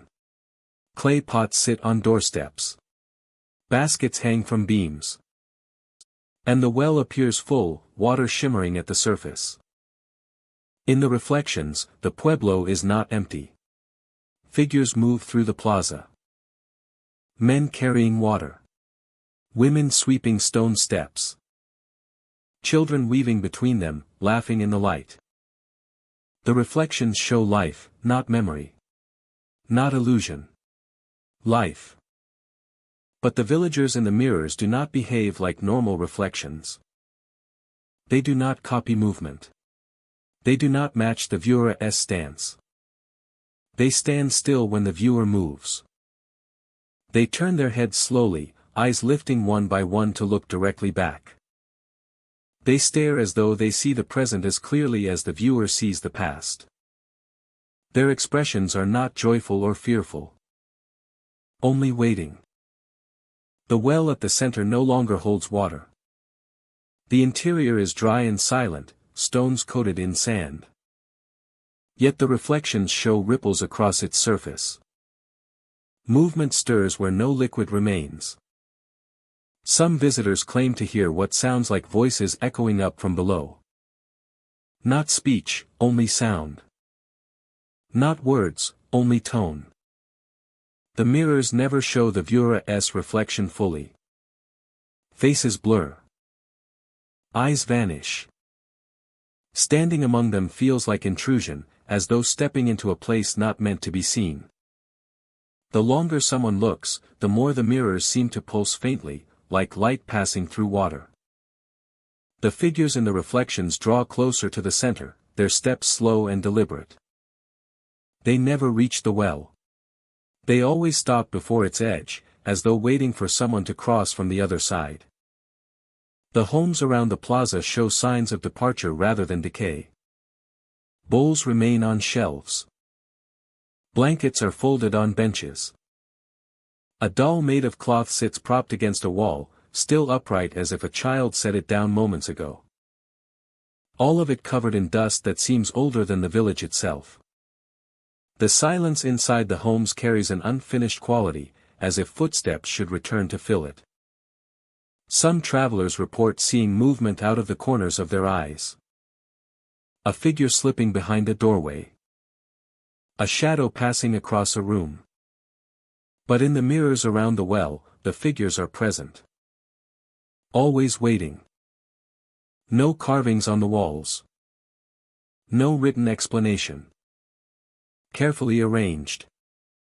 They were not built for decoration. To reflect something. The only clues are the mirrors themselves. To hold something. To reflect something. To remember something. Always present. Always waiting. There are stories told in nearby towns. They speak of a drought that lasted too long. Clouds that gathered but never broke. Water that disappeared inch by inch until the well ran dry. Some believe the villagers found a way to preserve what they lost. That they captured the memory of water in reflection. That the pueblo in the mirrors is not the past, but the world beneath the surface, preserved like a photograph that kept moving after the shutter closed. Others believe the villagers never left at all. That their bodies disappeared but their reflections remained. Bound to the mirrors. Standing on the other side of the glass. A community suspended in the moment before departure. Waiting for the well to fill again. Waiting for the drought to end. Waiting for someone to complete what they began. When the sun sets, the reflections grow brighter instead of fading. The sky behind the mirrors darkens while the world inside them glows. Lamps appear in the doorways. Fires flicker inside homes. Figures gather near the well, more of them than before, their forms clearer. They look outward, and for a moment it feels like the two worlds sit on the edge of touching. Those who linger too long feel the air tighten, as though the space between reflection and reality stretches thin. Some turn away quickly, refusing to look again until daylight. Others leave the pueblo entirely, walking without looking back. A few stay until the last light drains from the real sky. They listen to the echo of water that should not exist. They watch the figures waiting in the mirrors. No one has seen what happens if someone reaches for their reflection.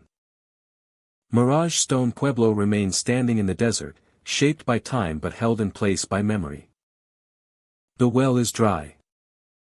The mirrors are clear. The reflected village still lives in the glass. And the villagers behind those surfaces stare back, patient and unmoving, as if waiting for someone to answer whatever invitation their silence holds. They wait in the reflections. And they watch. Patient and unmoving, as if waiting for someone to answer whatever invitation their silence holds. Night Drift Hollow rests in the Arizona desert, where dusk falls sooner than it should. The sun dips behind the ridges long before the horizon swallows it, as if light is reluctant to stay.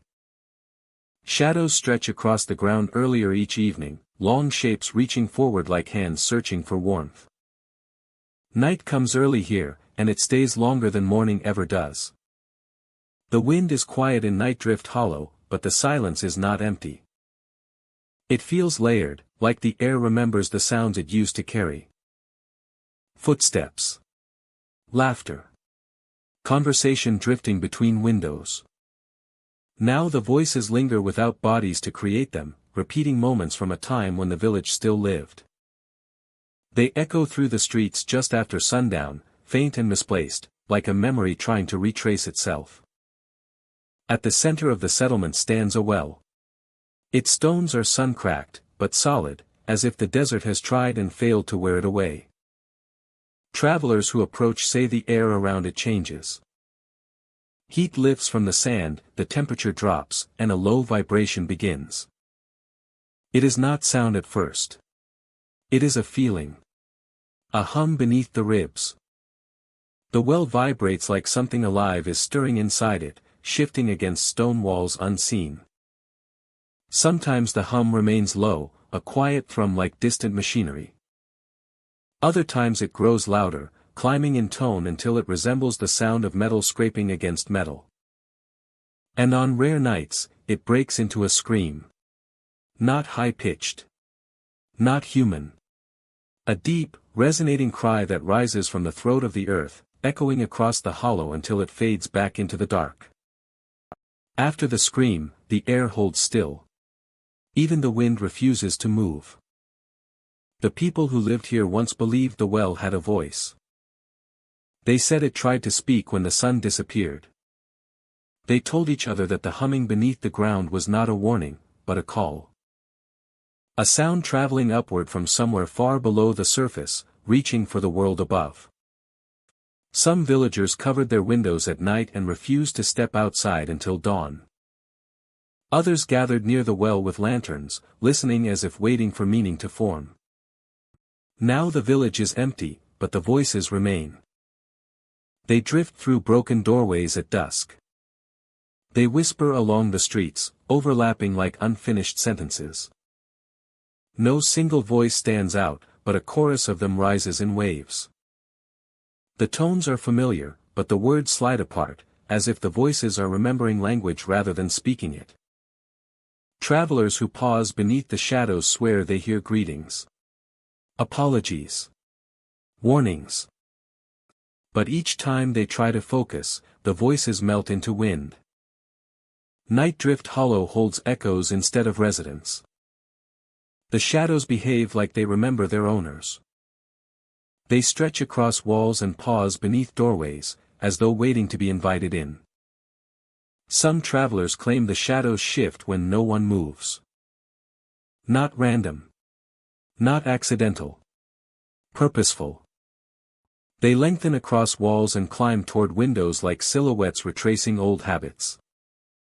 Those who pass through the hollow after dark often feel watched.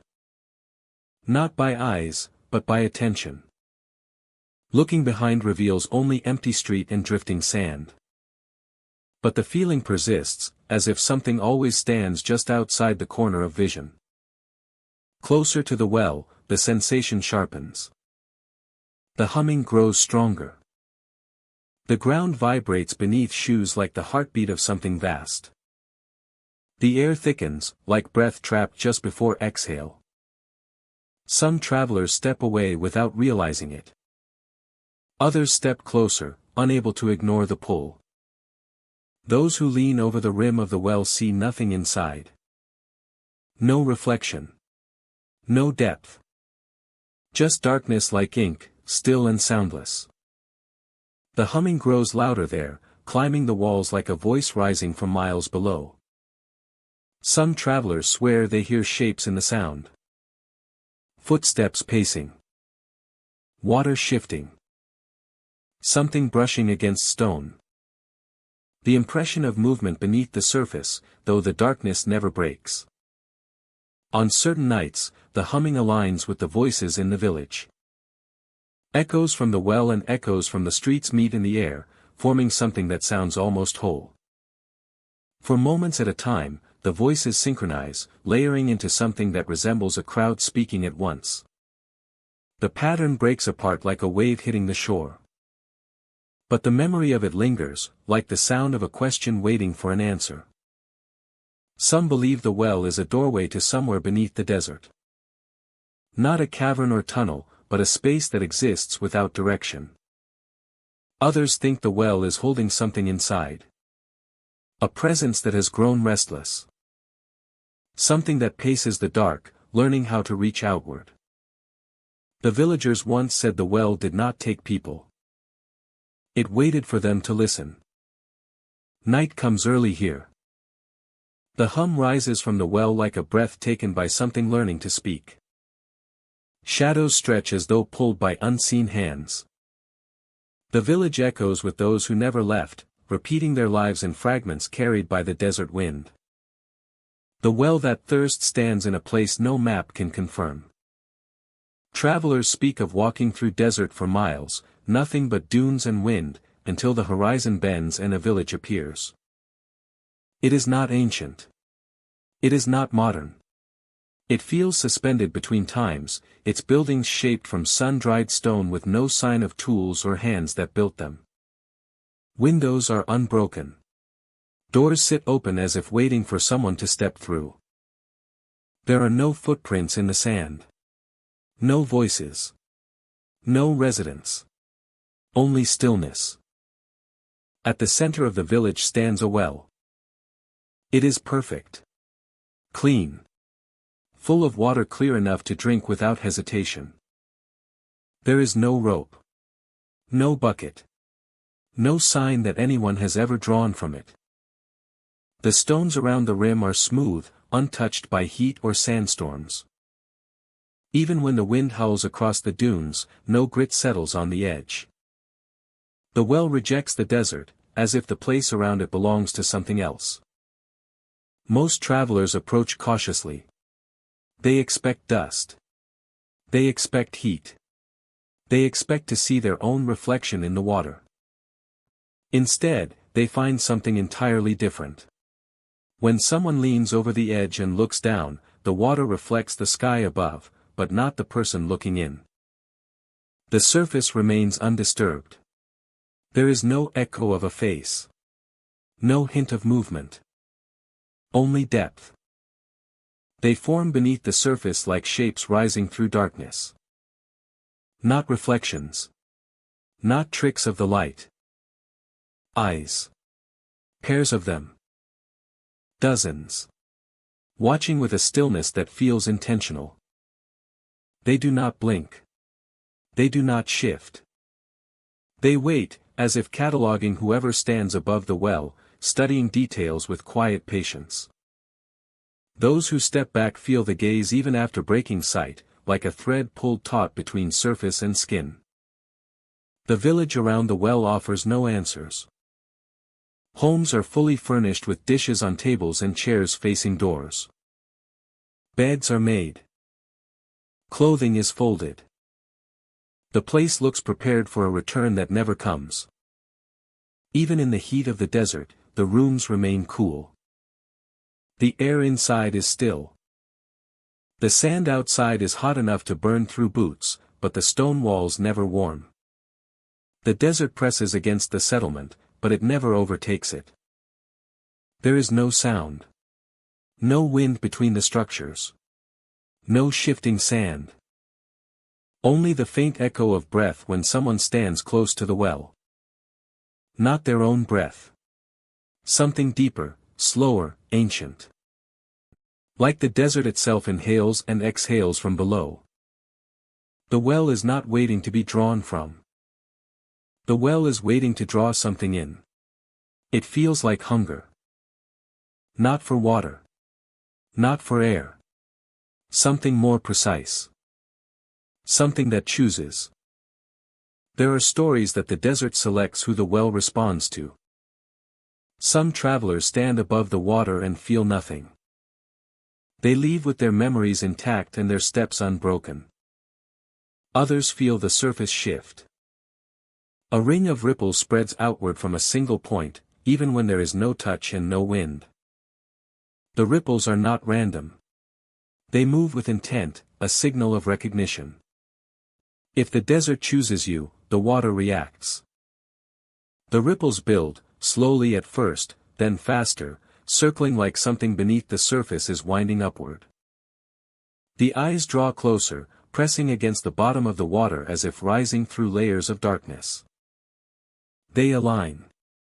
They focus. They lock onto the traveler with attention too heavy to ignore. Witnesses describe the moment before the hands rise. The air cools. The shadows around the well pull inward like gravity has shifted. The sand at the edges of the stone darkens, dampening as if moisture seeps outward instead of inward. The water bulges upward, holding shape like a surface stretched too thin. And then the hands emerge. They do not break the water the way a swimmer would. They rise without disrupting the surface, passing through like the boundary between worlds has thinned. Pale hands. Long fingers. Not searching. Not frantic. Reaching. The eyes below follow their movement, tracing the shape of whoever stands above. The hands move as if guided, knowing exactly where to find what they want. Those who run have a chance. The water sinks back into stillness. The village fades behind them as though swallowed by distance. The desert becomes ordinary again. There are no eyes. No hands. Only wind and sand. Those who do not move quickly enough are lost. The well does not take them with violence. There is no scream. There is no splash. The hands simply close around wrists or ankles or clothing. And the person lowers toward the water like a puppet being pulled by strings. The surface parts just enough to swallow them. The eyes follow until the last moment. Then sink. No sign remains. The desert wind covers the footprints. Some returning travelers believe the well is not a doorway but a mouth. Others think it is a mirror, not reflecting the world above but the world beneath. A place where something waits for those who walk too far into the desert. A place that hungers for memory, breath, or presence. No one knows the rules. No one knows the source. The village does not offer explanation.